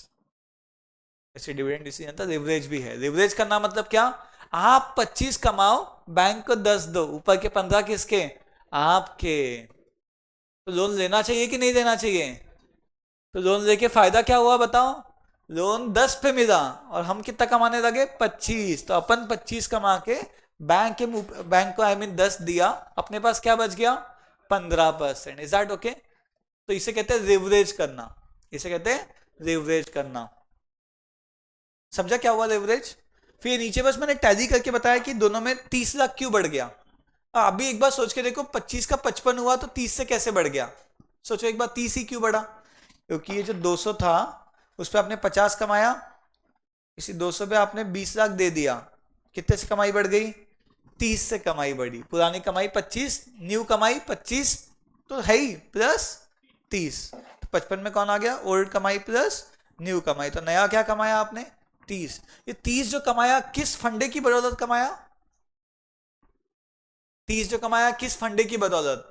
लिवरेज की बदौलत। किसकी बदौलत? लिवरेज। इस कंसेप्ट को कहते हैं लिवरेज। तो जब भी वर्ड लिवरेज आएगा, लिवरेज यानी फायदा उठाना, ठीक है? वो बोलते ना ऐसे, आपने सूट देखा होगा, तो we have leverage over them, ऐसा। तो यहाँ लिवरेज क्या, यहाँ पे लिवरेज क्या हुआ? आपने दिए बैंक से लोन लिया, पैसे बैंक के, अपन ने 25 कमाया, बैंक को कितना दिया? 10, अपने पास कितना बच गया? 15। क्या बैंक नहीं सोचेगी अरे हम ही डायरेक्ट 25 में लगा देते हैं? अब क्या बैंक रेस्टोरेंट चलाएंगे क्या? नहीं, है ना? एक चीज ये। दूसरा, बैंक 10 में खुश है ना, क्योंकि बैंक को तो 6 पे मिलता है पैसा, काम ही 6 पे देके 10 में देना। अपन 10 पे देके 25 कमा रहे। तो बताओ लिवरेज करना चाहिए कि नहीं?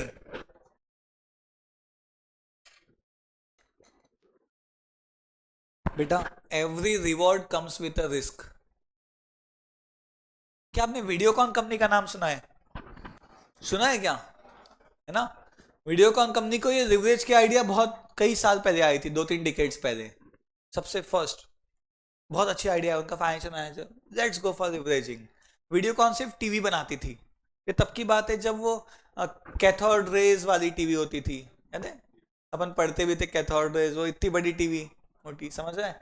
बहुत फेमस थी वीडियोकॉन उसमें। तो वीडियोकॉन ने सोचा हम तो टीवी बना रहे हैं, 25 लाख कमा रहे हैं, चलो 2 नए बिजनेस डालते हैं, फ्रिज का, रेफ्रिजरेटर और एसी।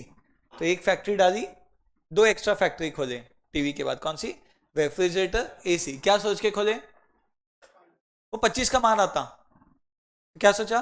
बैंक से लोन लेंगे और हम 25 कमाएंगे, और बैंक को क्या देना है? बेचारे बैंक 10, 15 किसका? अपना। तो वीडियोकॉन ने, ये तो मैंने 1 का 2 किया, वीडियोकॉन ने 1 का 10 किया। बढ़िया आइडिया है। 25 कमा के 10 देना है, इसको 1000 कर दो, और बड़ी कमाई। 100 प्लस 1000, 1100। 1100 का 25% निकालो, 275। बैंक को कितना देना है? 100। 175 बैठे बैठे, हेलो, कुछ भी नहीं करना, टेबल पे बैठ के लोन दिया और दिया। समझ रहा है क्या? तो लिवरेज करना चाहिए कि नहीं? यस, ये लिवरेज का फायदा है। तो वीडियोकॉन ने भी यही निकाला। टीवी के बाद काय में गए वो? रेफ्रिजरेटर और एसी। 25 कमा के बैंक को 10 देने का उनका आइडिया था। फिर हुआ ये कि आइडिया 2-4 लोगों ने और लगाया, कंपटीशन बढ़ गई, फॉरेन ब्रांड्स भी आ गए। तो ये जो मार्जिन थी 25 की, वो मार्जिन आ गई 8 पे, मार्जिन आ गई 8 पे, और बैंक को देना है 10। तो क्या होने लग गया? नुकसान जो भी, हेलो, है ना, उनकी मुस्कान चली गई। तो बेसिकली ये गड़बड़ हो गया वीडियोकॉन के साथ। इतनी 10 एक फैक्ट्री बढ़िया चल रहा था टीवी का, 10 और फैक्ट्री खोली, फ्रिज, एसी, जो जो मार्केट में बिकता सब में वीडियोकॉन। मोबाइल में भी आया था एक जमाने में। अभी एसी दिखते नहीं वैसे वीडियोकॉन के, कहीं पे देख लो, एक भी वीडियोकॉन का नहीं है, ठीक है? तो बेसिकली बेटा ये गड़बड़ हुई। तो अगेन अब बताओ, लिवरेज करना चाहिए क्या? जब तक ज्यादा है तब तक। बट बेटा वो तो आपको नहीं पता, बैंक से तो लोन ले दिया, और लोन लेके पैसा कहाँ लग जाता है? फैक्ट्री में। बेसिकली आप फैक्ट्री में लग गया, आप क्या करोगे? बैंक में फैक्ट्री रख लो, ऐसा नहीं होगा, पैसे ही देने पड़ेंगे ना। तो रिटर्न्स कब कम होंगे वी डोंट नो, बट आज क्या दिख रहा? 25, और देना कितना है? 10। तो ये एक मेजर रीजन है जिससे वीडियोकॉन डूबी थी, लिवरेज के कारण। तो what went wrong? Leveraging. But concept के पहले आपने क्या बोला? लिवरेज करना चाहिए। तो अब बताओ, लिवरेज करना चाहिए कि नहीं करना चाहिए? क्या लगता है? क्या आपको समझा लिवरेज फंडा क्या है? लिवरेज कहता है कि आप बैंक से लोन लो, है ना, आप 25 कमाओ और बैंक को 10 दे दो, तो 15 किसका? आपका। मान लो जैसे आज आप सबको लोन चाहिए पढ़ाई के लिए, अब आप सबको 18% देने को तैयार हो आप, अब मुझे एज अ सीए 12% पे लोन मिलता है, तो मैं ये बिजनेस शुरू कर सकता हूँ कि नहीं? बैंक से 12 पे लोन लेके आपको 18 पे दे दूं, 6 किसके? मेरे। समझा? इसे कहते हैं लिवरेजिंग, है ना? अब मान लो मुझे सारांश का पैसे देना है, मुझे पता है वो सीए बनेगा, तो पुराएगा ना देना। 12 पे लोन लेके 18 पे दिया, 6 कमाई है, लेकिन कौन सीए बनेगा अपने को पता है क्या? सबको दिया, लोग बने ही नहीं गए, तो लिवरेज उल्टा पड़ गया। वो भी तो नहीं होना चाहिए, बैठे थे, दाल रोटी चल रही थी बेटा, बिराने के चक्कर में सब गया। तो जो मतलब 12 कितना कमाने वाला हूं मैं? 18 और 12 के बीच में 6, 6 के चक्कर में 100 डूब गया ना मेरा, अगर पैसे ही नहीं मिले तो लिवरेज का रिस्क भी है बेटा, लिवरेज का दूसरा नाम रिस्क भी है, ठीक है? तो बेसिकली यहाँ पे रिस्क है एंड रिटर्न है, ऐसा सिंपल डिसीजन नहीं है बेटा, इसलिए तो सब्जेक्ट टफ है। एज अ फाइनेंशियल मैनेजर आपको ये हमेशा डिसीजन देनी रहेगी बॉस को कि भाई क्या करना चाहिए। तो टफ कॉल्स, बट अगेन दोनों चीजें, दोनों एंगल है इसमें कि रिवॉर्ड भी है और रिस्क भी है। तो जो 4 स्तंभ है एफएम के, उसमें एक आता है risk return trade off. Risk और रिटर्न के बीच में आपको अपना एक रास्ता बनाना है, तो करना चाहिए कि नहीं। मैं आपको एक बार वीडियो कॉन दिखाता हूँ, आपको और समझेगा। मैं ये नहीं बोल रहा हूँ कि मत करो, मैं ये भी नहीं बोल रहा हूँ कि करो, बट अगेन वीडियो कॉन की बैलेंस शीट देखो। वीडियो कॉन 200 करोड़ की कंपनी बची है, करंट प्राइस 7 रुपए, book value negative, ROC negative, pros गायब, वीडियो कॉन ये उसकी सेल्स है, थोड़ा बहुत टिकी हुई है, और इसका नेट प्रॉफिट देखो, और इसको थोड़ा ऑब्जर्व करोगे तो सेल्स है, एक्सपेंस है, ऑपरेटिंग प्रॉफिट ही नेगेटिव चल रहा है बेटा, देखा -174 और या -49 दिख रहा है क्या? Third line operating profit. उसके बाद उसमें से क्या माइनस होता है? ये जो ऑपरेटिंग प्रॉफिट से प्रॉफिट बिफोर टैक्स बहुत बड़ा नेगेटिव हो गया, किसके कारण हुआ? पढ़ो, इंटरेस्ट। इंटरेस्ट क्यों दे रहा है बेटा? लोन लेके है बहुत सारा। तो ये देखो सेल तो थोड़ी बहुत है, बट बेसिकली उसका इंटरेस्ट पोर्शन देखो, आखिरी में देखो 8,006, वो लास्ट का देखो, मार्च 24 का इंटरेस्ट दिख रहा है, 8,006 क्या है? इंटरेस्ट। प्रॉफिट है क्या उसका? नहीं। समझ रहे हैं? मेजर रीजन क्या है? इंटरेस्ट। कंपनी डूब गई, उसका प्लान था 25 कमाएंगे, 10 देंगे, 10 शुरू है, 25 बंद हो गया, ठीक है? तो ये देखो इसकी बोरोइंग्स देखो बेटा, equity 300 crore, borrowing 60,000 crore. Hello, देखिए क्या फंडा उसका, लिवरेजिंग का ही प्लान था बेटा, तो 300 देखिए बेटा, 60,000 का लोन है। हेलो, लिवरेजिंग वेंट रॉन्ग, ठीक है? तो ये बेसिकली दिक्कत हुआ वीडियोकॉन के साथ। तो माय क्वेश्चन इज, पहला, क्या आपको लिवरेज समझ गया क्या है? क्या है मोटा मोटा लिवरेजिंग? बैंक के पैसों पे 25 कमाई करना, 25 एज एन एग्जाम्पल, और बैंक को 10 देना और 15 अपने। समझा? ये रिवॉर्ड है, और ये रिवॉर्ड के पीछे रिस्क ये है कि अगर कोविड आ गया। समझा क्या? वीडियो कॉन डूबा, वो क्यों डूबा? बहुत ज्यादा लिवरेज कर दिया, उसका रिटर्न आरओसी कम हो गया। एक और एग्जांपल आपने सुना होगा, बिग बाजार सुना है? बिग बाजार, बिग बाजार बहुत फेमस था, पता है क्या? हर जगह था। नागपुर में सबसे मेजर वो रामदास पेट में उसका वो था, मॉल में देखा है बिग बाजार, पंचेत थिएटर के बाजू वही कहीं पे था। बिग बाजार का मॉडल बढ़िया था, लेकिन बिग बाजार ने क्या सोचा, हम 25 कमाते हैं, सब खुद का कुछ भी नहीं उसका, एक भी जगह नहीं, सब लोन पे, 25 कमा के लोन पे 10 दे रहा था, सही? अब उसकी दो मेजर कॉस्ट थी, एक तो लोन का इंटरेस्ट और दूसरा था उसका किराया, रेंट। कोविड आया, 25 आना बंद। कोविड में कोई दे रहा था क्या बिग बाजार जाके, चलो बिस्किट खा के आते हैं? हेलो बिग बाजार रिटर्न आना जीरो, किराया देना पड़ा कि नहीं उसको? किराया बहुत हैवी किराया था उसके, मेजर मेजर जगह पे था, जहाँ पे बहुत पॉपुलेशन है, और रेंट बड़ी बड़ी बिल्डिंग इतनी मेजर जगह पे, high rent high interest, high high हो गया, तो दोनों हाई हाई था मतलब।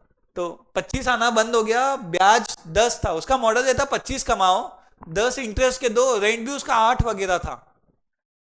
मोटा मोटा बता रहा हूँ कहानी समझाने को, वो तो और भी एक्सपेंस होंगे, स्टाफ की सैलरी है वो, बट मोटा मोटा 10 ब्याज 8 किराया, 25 कमा के 10 ब्याज और 8 किराया देगा, तो बचता क्या था उसके पास? 7%। और पूरे इंडिया में उसका नेटवर्क बहुत बड़ा चेन था। एक कोविड, इतू सा कोविड वायरस वो आया, एंड क्या हुआ? 25 का जीरो, बट क्या वो 10 बंद हुआ? क्या 8 बंद हुआ? बैंक ने बोला 3 महीना ईएमआई मत दो, बैंक ने ये नहीं बोला कि दोच मत देना था, बस मोरेटोरियम दिया। मोरेटोरियम मतलब 3 महीने बाद देना, पैसे देना तो है, ब्याज जोड़ के दिया बैंक ने चौथे महीने। 3 महीना मत दो, हम डिफॉल्ट में नहीं डालेंगे आपको, लेकिन 3 महीने बाद दे रहे तो उसका ब्याज भी दो, ऐसा भी दिया बैंक ने। अरे गवर्नमेंट गाइडलाइन कैसे अनक्लियर थी। तो उसका वो 10 और 8 शुरू रहा बेटा बिग बाजार का, एंड 25 आना बंद हुआ, तो क्या होने वाला था बताओ? डूब गया बिग बाजार, कोविड में बंद। और कोविड में एक नया सितारा चमका है।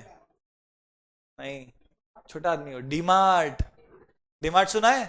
डीमार्ट नया उभर के आया उसी टाइम पे, और पता चला कि डीमार्ट के अगर इंडिया में 80 स्टोर्स है तो पूरे 80 उसके ओन्ड है। DMart does not do leveraging. DMart 25 कमाता है, 10 देके 15 रख सकता है, बट डीमार्ट लिवरेजिंग नहीं करता।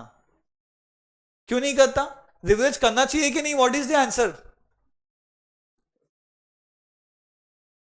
डीमार्ट को एवेन्यू बोलते ना, करना चाहिए कि नहीं? नहीं, रिस्क पे डिपेंड नहीं बेटा, रिस्क तो है ही ना, रिवॉर्ड है तो रिस्क तो है ही। तो बेसिकली ये देखो, अभी समझेगा आपको करना चाहिए कि नहीं। ये आ गया डीमार्ट। ये देखो बेटा, 2 लाख करोड़ की कंपनी, एशियन पेंट से बड़ा है डीमार्ट। स्टोर है उसके, बस सस्ता ही बेचते, प्रॉफिट कम है। तो आप अगर देखोगे इनकी बैलेंस शीट नीचे, तो इसके इक्विटी देखो कितना है, रिजर्व्स यानी प्रॉफिट होता है, पता है ना? इक्विटी और रिजर्व्स मिला के कितना है टोटल? क्या 20,000 है? आखिरी का देखना, सितंबर 24। क्या 20,000 करोड़ है? 19,400 प्लस 600, 20,000 करोड़ उसके ओन फंड्स हैं। 20,000 करोड़ ओन फंड, और बोरोइंग कितनी है? 700 करोड़। दोस्त ने बोला होगा दे दे यार दे दे, तो वैसा दे दिया, वैसा वाला है। 20,000 करोड़ में 700 करोड़ क्या होता बेटा? आप लोग पढ़ोगे आइडियल रेशियो वगैरह, कब पढ़ा है आपने? 1:2 होता है। आपके पैसे 1 करोड़ तो लोन 2 करोड़ के ऊपर मत लो वैसा। तो ये भी 20,000 करोड़ है तो 40,000 करोड़ तो कोई भी इसको आग बंद करके लोन देगा बेटा। आज अगर 80 डिमांड है इंडिया में, तो 180 करना कोई बड़ी बात नहीं उसके लिए, 2 दिन में होता है बेटा, 2 रात में। ऐसा जितना कैपिटल है उसका 2 गुना बैंक आराम से देती, 3 गुना भी देती है, उससे ज्यादा नहीं मिलेगा, फिर उसको फंडिंग में जाना होगा। बट देखो 20,000 करोड़ डेट सिर्फ 700 करोड़, फिर 700 पे वो 25 कमा के 10 दे रहा है, सिर्फ 15 रख रहा है, बट उसको ऐसे ही चलना है, रिस्क ही नहीं उठाना है उसको। तो एक वीडियो कॉन इतना बड़ा रिस्क उठाया, लिवरेज ही लिवरेज किया, और डिमांड नेग्लिजिबल लिवरेज किया ही नहीं। और दोस्त ने बोला होगा मुझे लगा 700 करोड़, तो कभी वापस कर सकता ना, शायद दोस्त ने बोला होगा ऐसा लग रहा मुझे। 700 कौन देगा यार? 1000 तो दिखता, 2000 तो दिखता, कुछ नहीं, टारगेट होगा किसी दोस्त, कंप्लीट किया दे भाई। तो बेसिकली 700 करोड़ बस, समझ रहा है? तो लिवरेज कर रहा है कि डिमांड नहीं टिका हुआ है, तो इसलिए बेसिकली डेट था ही नहीं, सब ओन्ड प्रॉपर्टीज थी, रेंट भी नहीं है। 2 मेजर फिक्स कॉस्ट है जो रिस्की है, इंटरेस्ट और रेंट, दोनों नई डिमांड की। कितने भी कोविड आ जाए, अपन रहे ना रहे, डिमांड रहेगा, क्योंकि ना तो रेंट देना है ना तो ब्याज देना है, कमाई होती रहेगी, फिक्स कॉस्ट है ही नहीं, सिर्फ सैलरी होगी एम्प्लॉयज की, बहुत मेजर परसेंटेज नहीं होता है। तो ये डिमांड की सक्सेस स्टोरी बेटा, जीरो लेवरेज। बट अगेन अगर थोड़ा लेवरेज करे तो 25 कमा के 10 देगा, 15 रख सकता है, उसकी कैपेसिटी भी है। बट वीडियो कॉन अपनी क्या बोलते हैं, अपनी कैपेसिटी के बाहर है ना, मतलब खुद के 300 करोड़। अब भाई लोन कितना बड़ा था उसका? हाँ, तो इतना बड़ा लोन लेके वो काम किया, उतना भी ज्यादा नहीं करना, थोड़ा लिमिट में, कि कभी अगर कोविड आया था अपन सर्वाइव कर सके। अभी भी डिमांड अगर समझो इसमें 5,000 करोड़ का भी लोन दे दे तो सर्वाइव कर देगा कि नहीं? कौन सी बड़ी बात है? 5,000 करोड़ का 10%, 500 करोड़ देना है, दे देगा। 2-4 किराए पे भी खुदा दे पाएगा, बट वो नहीं भाई, हम ऐसे ही चलेंगे, ठीक है। तो ये उनका मॉडल है, he is happy with that. अपने को क्या करना है? अपन जॉब करेंगे, ठीक है, समझा? तो ये बेटा डीमार्ट का मॉडल। तो आंसर लाइज बिटवीन लिवरेज करना कि नहीं, the correct answer is limit में करना, जितना रिस्क एपिटाइट है अपना, अपन जितना सहन कर पाए। सहन करना मतलब, जैसे मान लो आपके पास एक घर है, आपका घर 1 करोड़ का है, आईपीएल आ रहा है, एक घर के 2 घर हो सकते हैं, 1 करोड़ के 2 करोड़ बेटा, सही है कि नहीं? आप भी सोचो। तो क्या करना है आपको? गिफ्ट पापा को अपना 2 BHK फ्लैट, बोले पापा रातों रात 3 BHK बना के देता हूँ। तो 1 करोड़ का घर गिरवी रखा, आईपीएल में पैसा लगाया, आपका पैसा सही तुक्का सही चला, क्या होने वाला है? बढ़िया, 1 का 2, गए तो सड़क पे तो ऐसा रिस्क नहीं उठाएंगे ना कि घर ही जाए भैया, रात को सोने के बाद आज भैया चौक पे घूम रहे बिग बाजार की खाली बिल्डिंग में, तो वैसा भी तो नहीं होना। तो रिस्क कितना उठाना, तो चलो आईपीएल में पैसा लगाना है तो कितना लगाएंगे बेटा, 10 लाख, एक कमरा 3 BHK का एक कमरा के ऐसा। अरे आईपीएल पे मत लगाना, मजाक था बेटा। हेलो, अरे आपके पास 1 करोड़ है तो 10 लाख लगाएंगे, 10 भी क्यों लगाएंगे भाई, वो लिवरेज थोड़ी है। लिवरेज अलग होता है, आपके पास आइडिया है 25 कमा के 10 दोगे 15 रखोगे, वो अच्छी आइडिया है। आईपीएल क्या है बेटा, वो तुक्का है, चला तो चला, नहीं तो ड्रीम ही है वो, जान दो उसको। कौन कौन लगाता है आप में से आईपीएल में पैसे? गुड बेटा, अभी थोड़ी बताएंगे, बट दूर ही रहना बेटा, कोई मतलब नहीं है।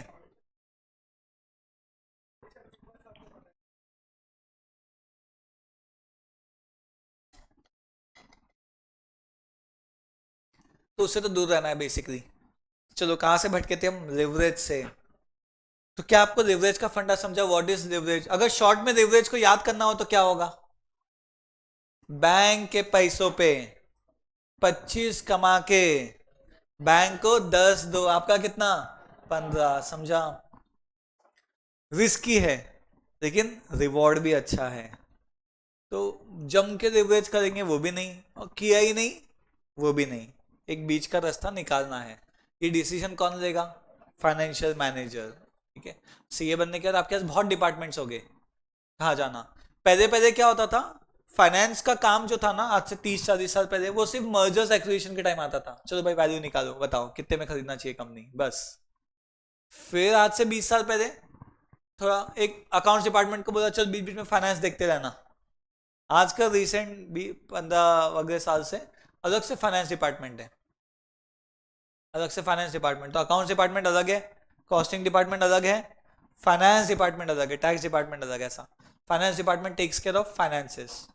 इसमें जो फीस होती है परसेंटेज में होती है, सबसे ज़्यादा इज्जत पैसा लाने वाले की होती है।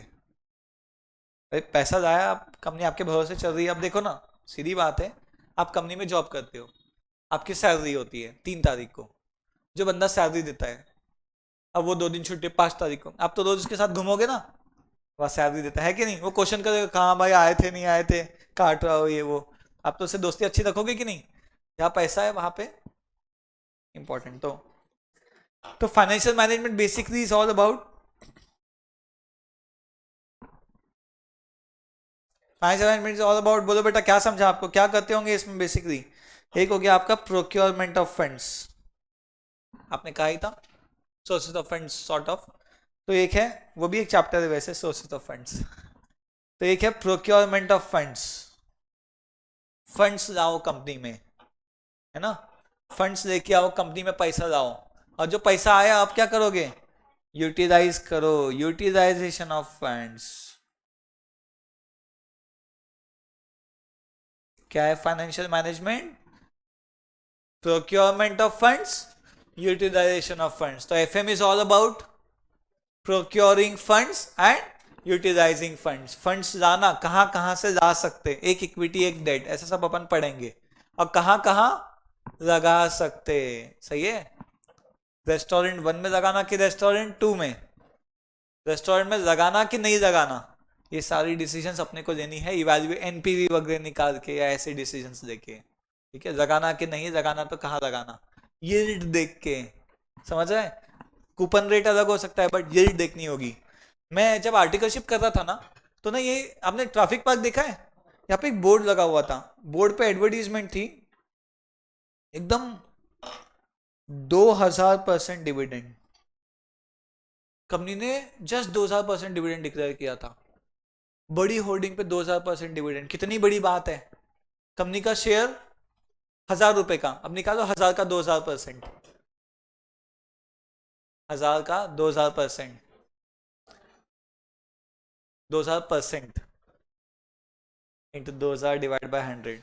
अच्छा, 1000 का 20% 200 होता है, 1000 का 2000% 20,000, समझा? तो सबने यही कैलकुलेट किया, कितने का शेयर है, तुरंत देखे गूगल पे, कितने का, 1000 का शेयर, चलो पापा से 1000 मांगो, और डिविडेंड कितना, 20,000। बट एक दिमाग में आया होगा ना क्वेश्चन, ये तो पिछले साल था, इस साल देंगे कि नहीं, आया होगा कि नहीं? फालतू क्वेश्चन था वो। हाँ, 1,000 रुपए का शेयर, 2,000% डिविडेंड दिया, क्या माहौल बिजनेस आइडिया होगी। हमने कैलकुलेट किया 1,000 × 2,000%, 20,000, 1,000 लगाओ, 20,000 एक साल में, कितनी सही आइडिया, पॉकेट मनी 1,000 मिल जाएगा घर से, तो उसके एक के 21 कर देंगे, 20 तो डिविडेंड है, एक अपना है ही ना, एक का 21 सीधा, सही बात है कि नहीं। तो फिर पता चला डिटेल में देखे तो इसका फेस वैल्यू 10 रुपए था, मार्केट वैल्यू इसका 1,000 रुपए था, और डिविडेंड जो कैलकुलेट होता है ना वो फेस वैल्यू पे होता है, 2,000% ऑफ 10 रुपए, 200 रुपए, समझ रहे।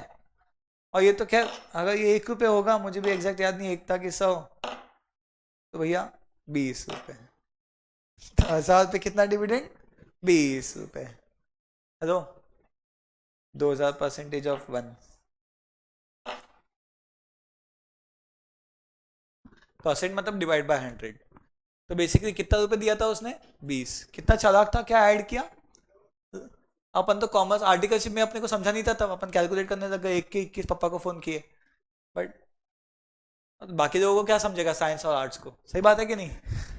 समझ रहा है क्या बेटा, ठीक है, अपन ने थोड़ा पढ़ दिया, समझे कि भाई 20 रुपए दे रहा है 1,000 पे, इन क्या बोल के दे रहा है, 2,000%, बड़ा बोल के दे रहे हैं, तो ऐसा भी है। तो डिविडेंड काय पे निकलता है, फेस वैल्यू पे, ना कि मार्केट वैल्यू पे, लेकिन शेयर बिकते काय पे, मार्केट वैल्यू पे। चीटिंग है बेटा, बट है, ठीक है। डिविडेंड निकालेंगे हमेशा फेस वैल्यू पे। क्यों ऐसा होता होगा, डिविडेंड फेस वैल्यू पे गिनते हैं। अरे आप सबने एशियन पेंट्स खरीदा, मैंने 3,300, आपने 3,000, 2,800, 2,700, 2,600, 2,500, 2,200, हेलो, सबने अलग अलग भाव से खरीदा, मगर सबका फेस वैल्यू सेम, जो 10 रुपए होगा अगर, तो है ना। तो डिविडेंड बांटते टाइम एक शेयर पे डिविडेंड देते ना, 10 के हिसाब से गिन के सबको डिविडेंड सेम आएगा, ऐसा है। सबका क्या चेंज हो जाएगा, यील्ड। आपने 2,200 में खरीदा, आपको उस पर 200 मिल गया, मैंने 3,000 में खरीदा, मुझे 200 मिला, मेरा यील्ड कम है, आपका यील्ड ज्यादा है, तो यील्ड अलग अलग होगा सबका, मगर डिविडेंड सबको सेम देंगे। एक एक को पूछ के देंगे कितने में खरीदा था, दे उस पे, ऐसा तो यार शाम हो जाएगी ना, मतलब 2 महीना डिविडेंड बांटने में, क्या मतलब है क्या। तो बेसिकली डिविडेंड फेस वैल्यू पे गिनते, बट शेयर काय पे खरीदते बेचते, मार्केट वैल्यू पे, तो ये था डिविडेंड। तो और बोलो बेटा, क्या और फंड आपको ध्यान आ रहा है, एफएम जब दिमाग में आता है। सोर्सेस ऑफ फंड्स में पता है क्या क्या आते हैं, एक आता है इक्विटी, प्रेफरेंस, एक रिजर्व्स भी है, जो पुराने प्रॉफिट्स कमा के रखे अभी डिविडेंड नहीं बांटा, वो भी है, वो भी एक सोर्स ऑफ फंड ही है। Term loan, debenture, current liabilities, वो भी तो एक प्रकार से फाइनेंसिंग है। एंड नहीं, वो तो हाँ, रेशियो इज अनदर थिंग। तो एक रेशियो एनालिसिस भी आपको आएगा कि भैया आपको अलग अलग टाइप के रेशियो निकालने हैं, तो आपका एक चैप्टर रेशियोज भी है। क्या क्या चैप्टर है वो कल देखेंगे अपन, आज नहीं देख रहे, बट अपनी क्लास 8:40 तक के है ना। यस, और क्या है, क्या आपको मेजरली समझा, एज अ फाइनेंस मैनेजर क्या करने वाले हो आप, फंडिंग लाओगे। सो जो शार्क टैंक में जो आप, जो बंदे गए, उनके साथ एक फाइनेंस मैनेजर गया, तो क्या कर रहा है वो वहां पे, क्या करने गया है वो, फंड्स प्रोक्योर करने, क्या करने गया, फंड्स प्रोक्योर करने। फिर थैले में पैसे घर ले जाएगा, फिर क्या करेगा, अब कहाँ लगाना सोचेगा, समझा, है ना।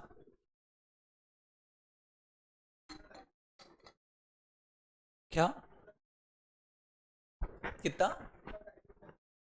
उसके रेशियो से अपने अपने को चैप्टर है कितना डाइल्यूट करना चाहिए कितना नहीं, बट वो तो सर्वाइव करने के ऊपर भी होता है। बाइजूस डूब गया, पता है ना।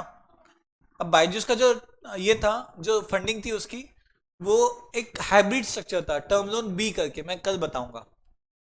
तो क्या डिफरेंस है टर्म लोन में, डिबेंचर, इक्विटी, उसका टर्म लोन बी था, नया इंडिया में नहीं था, बट वो नया टर्म वहां से पता चला, बट नहीं कर पाया सर्वाइव, वही बेटा, बड़ा वो करने गए, थोड़े पैसे बड़ी फंडिंग सेंटर्स हर जगह खोल दिए, 25 आना था, वह आए नहीं, 10 तो देने थे। तो थोड़ा कैपेसिटी के अंदर रह के धीरे धीरे, डीमार्ट देखो कि शांति से। डीमार्ट का एक और मेजर फंड आपको पता है क्या है, डीमार्ट भी बहुत होशियार है, मतलब ऐसा नहीं, डीमार्ट क्या करता है,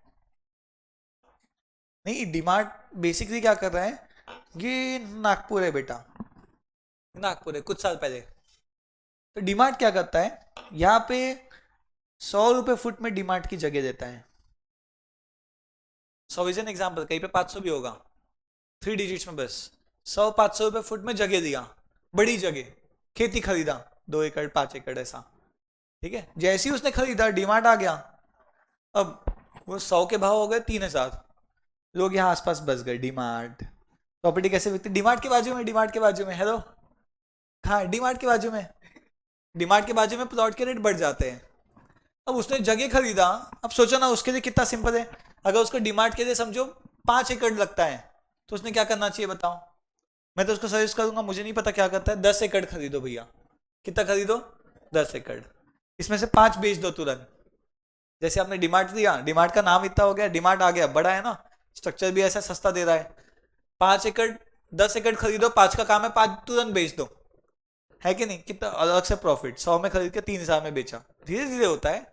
ऐसे तो अपने को पता भी नहीं चलता डीमार्ट ने कहा जगह दिया, वो तो डीमार्ट जब बनना शुरू होता है, बन रहा होता है, तब समझ में आता है। बट जगह 4-5 साल का प्रोसेस होगा ना, जगह देना बनाना, या 3 साल का, अपने को तो काफी लेट समझ रहा है। नहीं तो अपन भी डीमार्ट जहाँ जहाँ दे रहा है पता कर दो कहाँ जगह दे रहा है, बाजू में लेके रख दो, वो बेचेगा, अपन भी बेचेंगे अपना आधा एकड़।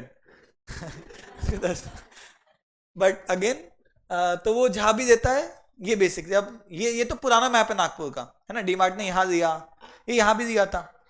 ये बिलता रोडी हो गया बेटा, नागपुर का बिलता रोडी। ये अपना हिंगना हो गया, हिंगना डीमार्ट, ये बिलता वाला डीमार्ट, समझ रहा है। अब ये नागपुर का नया मैप ऐसा है बेटा, हिंगना अंदर आ गया, बिलता भी अंदर आ गया। हेलो, ये तो नागपुर के अंदर है भाई। मैं तो बोलता डीमार्ट को कुछ नहीं करना है, जो जो डीमार्ट है वो बेच दे भाई, खत्म।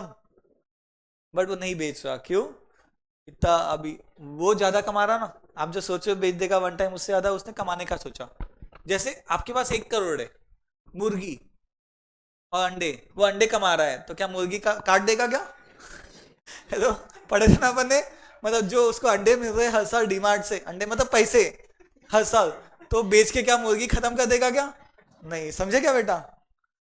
तो बेसिकली ये डीमार्ट का फंडा है, बहुत सस्ता खरीदता है एंड बहुत महंगा नहीं बेचता, बेचता ही नहीं। बट आगे आजू बाजू रेट बढ़ जाते हैं। मुझे फिर भी डाउट है वो आजू बाजू खरीद के बेचता ही होगा, ऐसा करना ही चाहिए उन्होंने ऐसा। But he might be happy, I don't know, just मेरा थॉट है, क्यों नहीं भैया। But he might be happy with his store, आजू बाजू क्यों भैया, इतना ही बहुत है, सही है कि नहीं। ये डीमार्ट का बेसिक फंडा है। जगह में भी देखो बहुत सस्ता खरीदा, ऐसा नहीं कि डीमार्ट बहुत महंगा खरीदा। प्राइजेस भी आपको शायद पता होगे, वो ऐसी चीज के प्राइजेस कम रखता है जो अपने को पता है। पार्ले जी का पूरा 5 रुपए का आता है, वो 4.5 में देता है, क्योंकि सबको पता है पार्ले जी 5 का आता है, वहां 4.5 का कॉस्ट पे बेच रहा है, 4.5 में ही देता होगा, मैं तो बोलता हूँ। और उसके जो रैक्स होते हैं ना, उसमें जो जो प्रोडक्ट्स पड़े वो सब एडवर्टीजमेंट है बेटा। जो प्रोडक्ट सामने दिखता है लोगों को, वो सब पेड पेड प्रोडक्ट्स है, उसकी एडवर्टीजमेंट मिलती है उसको। तो ये भी उसका मॉडल है एक्चुअली।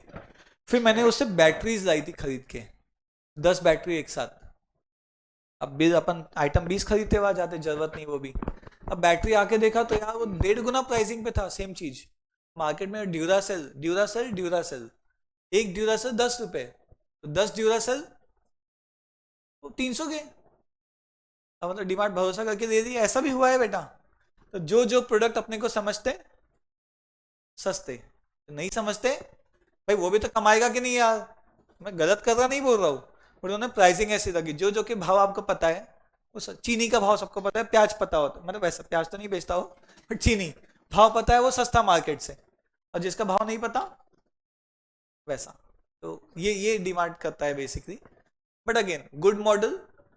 लिवरेजिंग कर रहा है क्या वो, almost zero leveraging, almost zero. 700 को क्या गिनना उसके बैलेंस शीट में। तो ये उसका फंडा है। एंड जगह भी बढ़िया, सस्ती खरीदता है जब नहीं है, एंड स्टोर्स मस्त, वहीं पे एडवर्टीजमेंट है ना। वो भी कैसा, किसी को नया प्रोडक्ट लाना है मार्केट में, शार्क टैंक में एक चिप्स वाला आया था, केजर चिप्स, उसको जाना है तो क्या करेगा। मान लो 100 का पैकेट है केजर चिप्स का, तो डीमार्ट में रखेगा, डीमार्ट वाले को देगा 10-20 लाख 50 लाख जो भी होगा, आई डोंट नो। और फिर वहां भी वो डीमार्ट वाला ऑफर रखेगा, बाय वन गेट वन। वो तो कॉस्ट उसी का, भाई तेरे 100 के चिप्स है ना, 100 में 2 दे तू इनको, एडवर्टीजमेंट है, 2 भी देगा केजर वाला। और अलग से पैसे भी दिया वो अलमारी में चिप्स के पैकेट जमाने को इतनी सी जगह पे। तो ये उसका मॉडल है बेसिकली, समझे। तो लोग क्या सोचते हैं, हैंड वॉश 10 रुपए सस्ता है, चलो डीमार्ट, 20 का पेट्रोल भर के 10 बचा रहे डीमार्ट। तो खैर वो तो थोड़ा इवेलुएट भी करना चाहिए सबने कि क्या क्या नहीं, है ना। बट ये डिफरेंशियल प्राइसिंग होती है। आप शैम्पू में ही ऑब्जर्व कर देना, 5 ml का पाउच 5 रुपए, वैसे 3 का होता है, बट 5 ml का पाउच समझो 5 रुपए।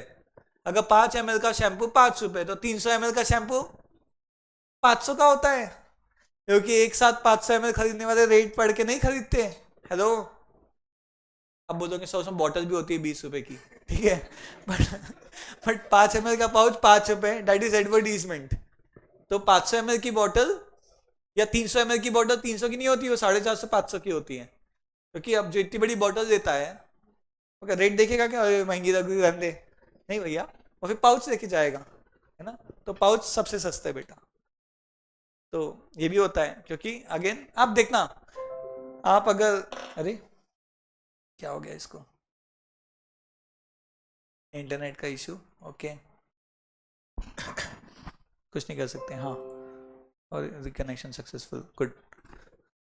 तो बेसिकली डिफरेंशियल प्राइसिंग होती है। मैंने रिसेंटली एक फोटो दिया था एक मार्ट में जाके, कोई कोई मार्ट था, जो भी रक्षक मार्ट या जो भी उधर में, तो 3 पियर्स के साबुन थे, तीनों पे रेट अलग। क्या करेगा बंदा बताओ, अब पियर्स देने वाला भी रेट नहीं देखता क्या, मैं अलग था, तीनों तीनों पे रेट अलग थे। तो मुझे एक्चुअली पता था, तो मैं वो पिक भी लेके आया कि तीनों पे रेट्स अलग, मैन्युफैक्चरिंग डेट के कारण या जो भी, बट ऐसा नहीं होना चाहिए ना। तो खैर, there are many things to it. अपने को ये सब जो स्ट्रैटेजीज होती है, अभी पार्ट ऑफ कॉस्टिंग है, कुछ पार्ट ऑफ एफएम है, आपको एज अ फाइनेंशियल मैनेजर आगे अपनी नई नई स्ट्रैटेजीज बतानी होती है। कॉस्टिंग वाले ज्यादा बताएंगे स्ट्रैटेजी, प्राइसिंग वाली it is part of costing. अपने लिए तो फंडिंग मेजर हो गया, फंडिंग लाना भी बहुत बड़ा चैलेंज है, फंडिंग और डिटेल में कल बताऊंगा। बट फिलहाल अगर आपको लोन नहीं मिल रहा है, आपको पैसे चाहिए, आप किसी सीए के पास जाओगे, फंडिंग करवा दो मुझे 1 करोड़ की, he will charge you 4%, 3%, 5% for that. बहुत सारे पेपर वर्क होता है, बहुत सारी पहचान रखती है, और भी आपको तो पता है, कनेक्शंस, कनेक्टिंग इंडिया, तो okay, connecting India under the table, ठीक है। तो खैर, तो CA will charge you 3 to 5%। फिर आपने लोन लिया, आपने डिफॉल्ट कर दिया, आपको फिर से लोन चाहिए, तो लोन देंगे क्या, क्यों नहीं देते पता है, एक सिबिल होता है, सिबिल में आपके पैन नंबर से सिबिल स्कोर डिफॉल्ट हो जाता है। तो हम रिसेंटली ना एसबीआई का, बैंक ऑफ बड़ौदा की एक ब्रांच का ऑडिट कर रहे थे, बैंक ऑफ बड़ौदा थी कि एसबीआई, मतलब मेरा भाई सीए वो प्रैक्टिस करता है, मैं तो टीचिंग में हूँ, तो मुझे बता रहा था कि उन्होंने सिबिल नहीं निकाले बहुत लोगों के, 20 लोन बांटे हैं मैंने और सिबिल नहीं दिया। कॉन्करेंट ऑडिटर है, साल भर ऑडिट करना होता है, सिबिल नहीं निकाले। अब देखो, सिबिल नहीं निकाला मतलब, अगर सिबिल को अब निकाल के देखना पड़ेगा सबका, किसी का भी नेगेटिव रहा तो मैनेजर को भरने पड़ेंगे पैसे वो पूरे, बंदा तो रिलैक्स करेगा, बैंक की गलती हो गई, इसलिए वो लोग ऑडिट करवाते हैं कि ये सब चेक होते रहे। तो बहुत बड़ी मिस्टेक है बेटा, सिबिल तो सबसे पहली चीज है यार। तो आप भी बार बार सिबिल स्कोर मत चेक करना अपना बेटा, कुंडली खराब होती है उससे, मतलब सिबिल खराब होता है देख देख के ऐसा। तो बेसिकली आपने एक बार डिफॉल्ट किया, आपने 3 लाख रुपए सीए को दिया या किसी और को दिया, 1 करोड़ के लोन के लिए, फीस वगैरह जो भी, बहुत सारे काम होते हैं बेटा, ऐसा नहीं कि सिर्फ हाँ पेपर वर्क, बहुत सारे फाइल रेशियो निकालना, पूरा एफएम का पार्ट है, अपन पढ़ेंगे। आपने डिफॉल्ट किया, अब आपको और एक लोन चाहिए, तो इस बार पता है वो बोलेंगे 20% लेंगे हम, लोन अभी भी दे सकते हैं, समझे क्या। तो 1 करोड़ का लोन दिया, ऐसी जगह जहाँ सिबिल देखते, डिफॉल्ट किया, 1 करोड़ इसके बाद 20% कमीशन देके 1 करोड़ का और लोन दिया, ऐसी जगह जहाँ सिबिल नहीं देखते, सही है, फिर से डुबा दिया। कई लोग तो करते हैं काम। फिर अपनी वाइफ के नाम पे लोन लेगा, एक बार सिबिल देखने वाले से, एक बार सिबिल नहीं देखने वाले से, मम्मी के नाम पे, पापा के नाम पे, 8 साल 1-1 करोड़ हो गया, रिटायर्ड। रिटायरमेंट 8 करोड़ बहुत है कि नहीं, इन्वेस्टेड है, 80 लाख आएंगे उसके साल के, क्या जी दोगे, 8 करोड़ पे 80 लाख में जी दोगे बेटा, this also one option, but इज्जत नहीं आएंगी, ठीक है, ठीक है कि नहीं, है वो आपको सोचना है, बट बहुत लोग ऐसा करते हैं। तो नहीं, फिर ऐसा होगा तो आपसे लोन के पैसे वैसे मांग, क्या प्रोसेस है क्या नहीं, मैं इसकी स्टोरी डिटेल में कल बताता हूँ, बट कल मुझे याद दिलाना कि लोन डिफॉल्ट करने पे क्या होता है इंडिया में, ये कल देखेंगे अपन। किसी का कोई क्वेश्चन, हमने बेसिकली आज बहुत सारी चीजें देखी, छोटे छोटे टर्म्स, ऐसा कनेक्ट नहीं किया सबको, जो रैंडमली टर्म सामने आया वो डिस्कस करते गए, ताकि एबीसी टाइप कुछ कुछ टर्मिनोलॉजी अपनी कवर हो चैप्टर शुरू करने के पहले। एफएम में चैप्टर्स एवरेज है, अगर आपको फाउंडेशन का टाइम वैल्यू ऑफ मनी आता है तो आपको सब कुछ बढ़िया लगेगा, बस एक चैप्टर टफ है, कौन सा बताऊंगा, जिन्होंने फाउंडेशन में जो डायरेक्ट एंट्री से, कौन कौन, आप और आप, तो आप लोग नीचे से ना ऑफिस से बैकअप वीडियो देना फाउंडेशन के उस चैप्टर के। फिलहाल उसको टाइम है अपने को पढ़ने को, 15-20 दिन 1 महीना टाइम है, तो आपको जब जब घर पे टाइम मिले उसके कुछ वीडियोस देख लो, मैं ही रहूंगा उसमें भी। ऑफिस से आपको अब वो मिल जाएगा बेटा, आप बोलोगे तो, ऐसा कोई उसका चार्ज नहीं है, कुछ नहीं, आपको एक्सेस मिल जाएगा, है ना। उनको बोलना SIC या एन्यूटी चैप्टर की वीडियोस दे दो हमको, उसमें स्पेशली एन्यूटी टॉपिक पढ़ के आना, या टाइम वैल्यू ऑफ मनी, ठीक है। नीचे सचिन सर होते हैं, याद से याद दे देना बेटा, एंड रोज थोड़ा थोड़ा देखना शुरू करना, अच्छा भी लगेगा और समझ में भी आने लगेगा। तो जब अपन क्लास में आएंगे मैं पूरा जीरो से ही पढ़ाऊंगा फिर से, बट अगेन थोड़ा देखा हुआ रहा तो कॉन्फिडेंस अच्छा रहेगा। तो किसी का कोई डाउट बेटा? तो आज की क्लास अपनी थोड़ी छोटी हो गई, आकाश भैया लेट आए थे, बट कोई बात नहीं, कल नहीं आएंगे तो अपन नीचे ही शुरू कर देंगे नहीं, ठीक है, तो कल मिलते हैं, है ना। एंड लास्ट में जाते जाते FM is all about procurement of funds and utilisation of funds. बाकी की बातें कल। Bye bye everybody. कोई आखिरी डाउट किसी का? कल पूछ लेना।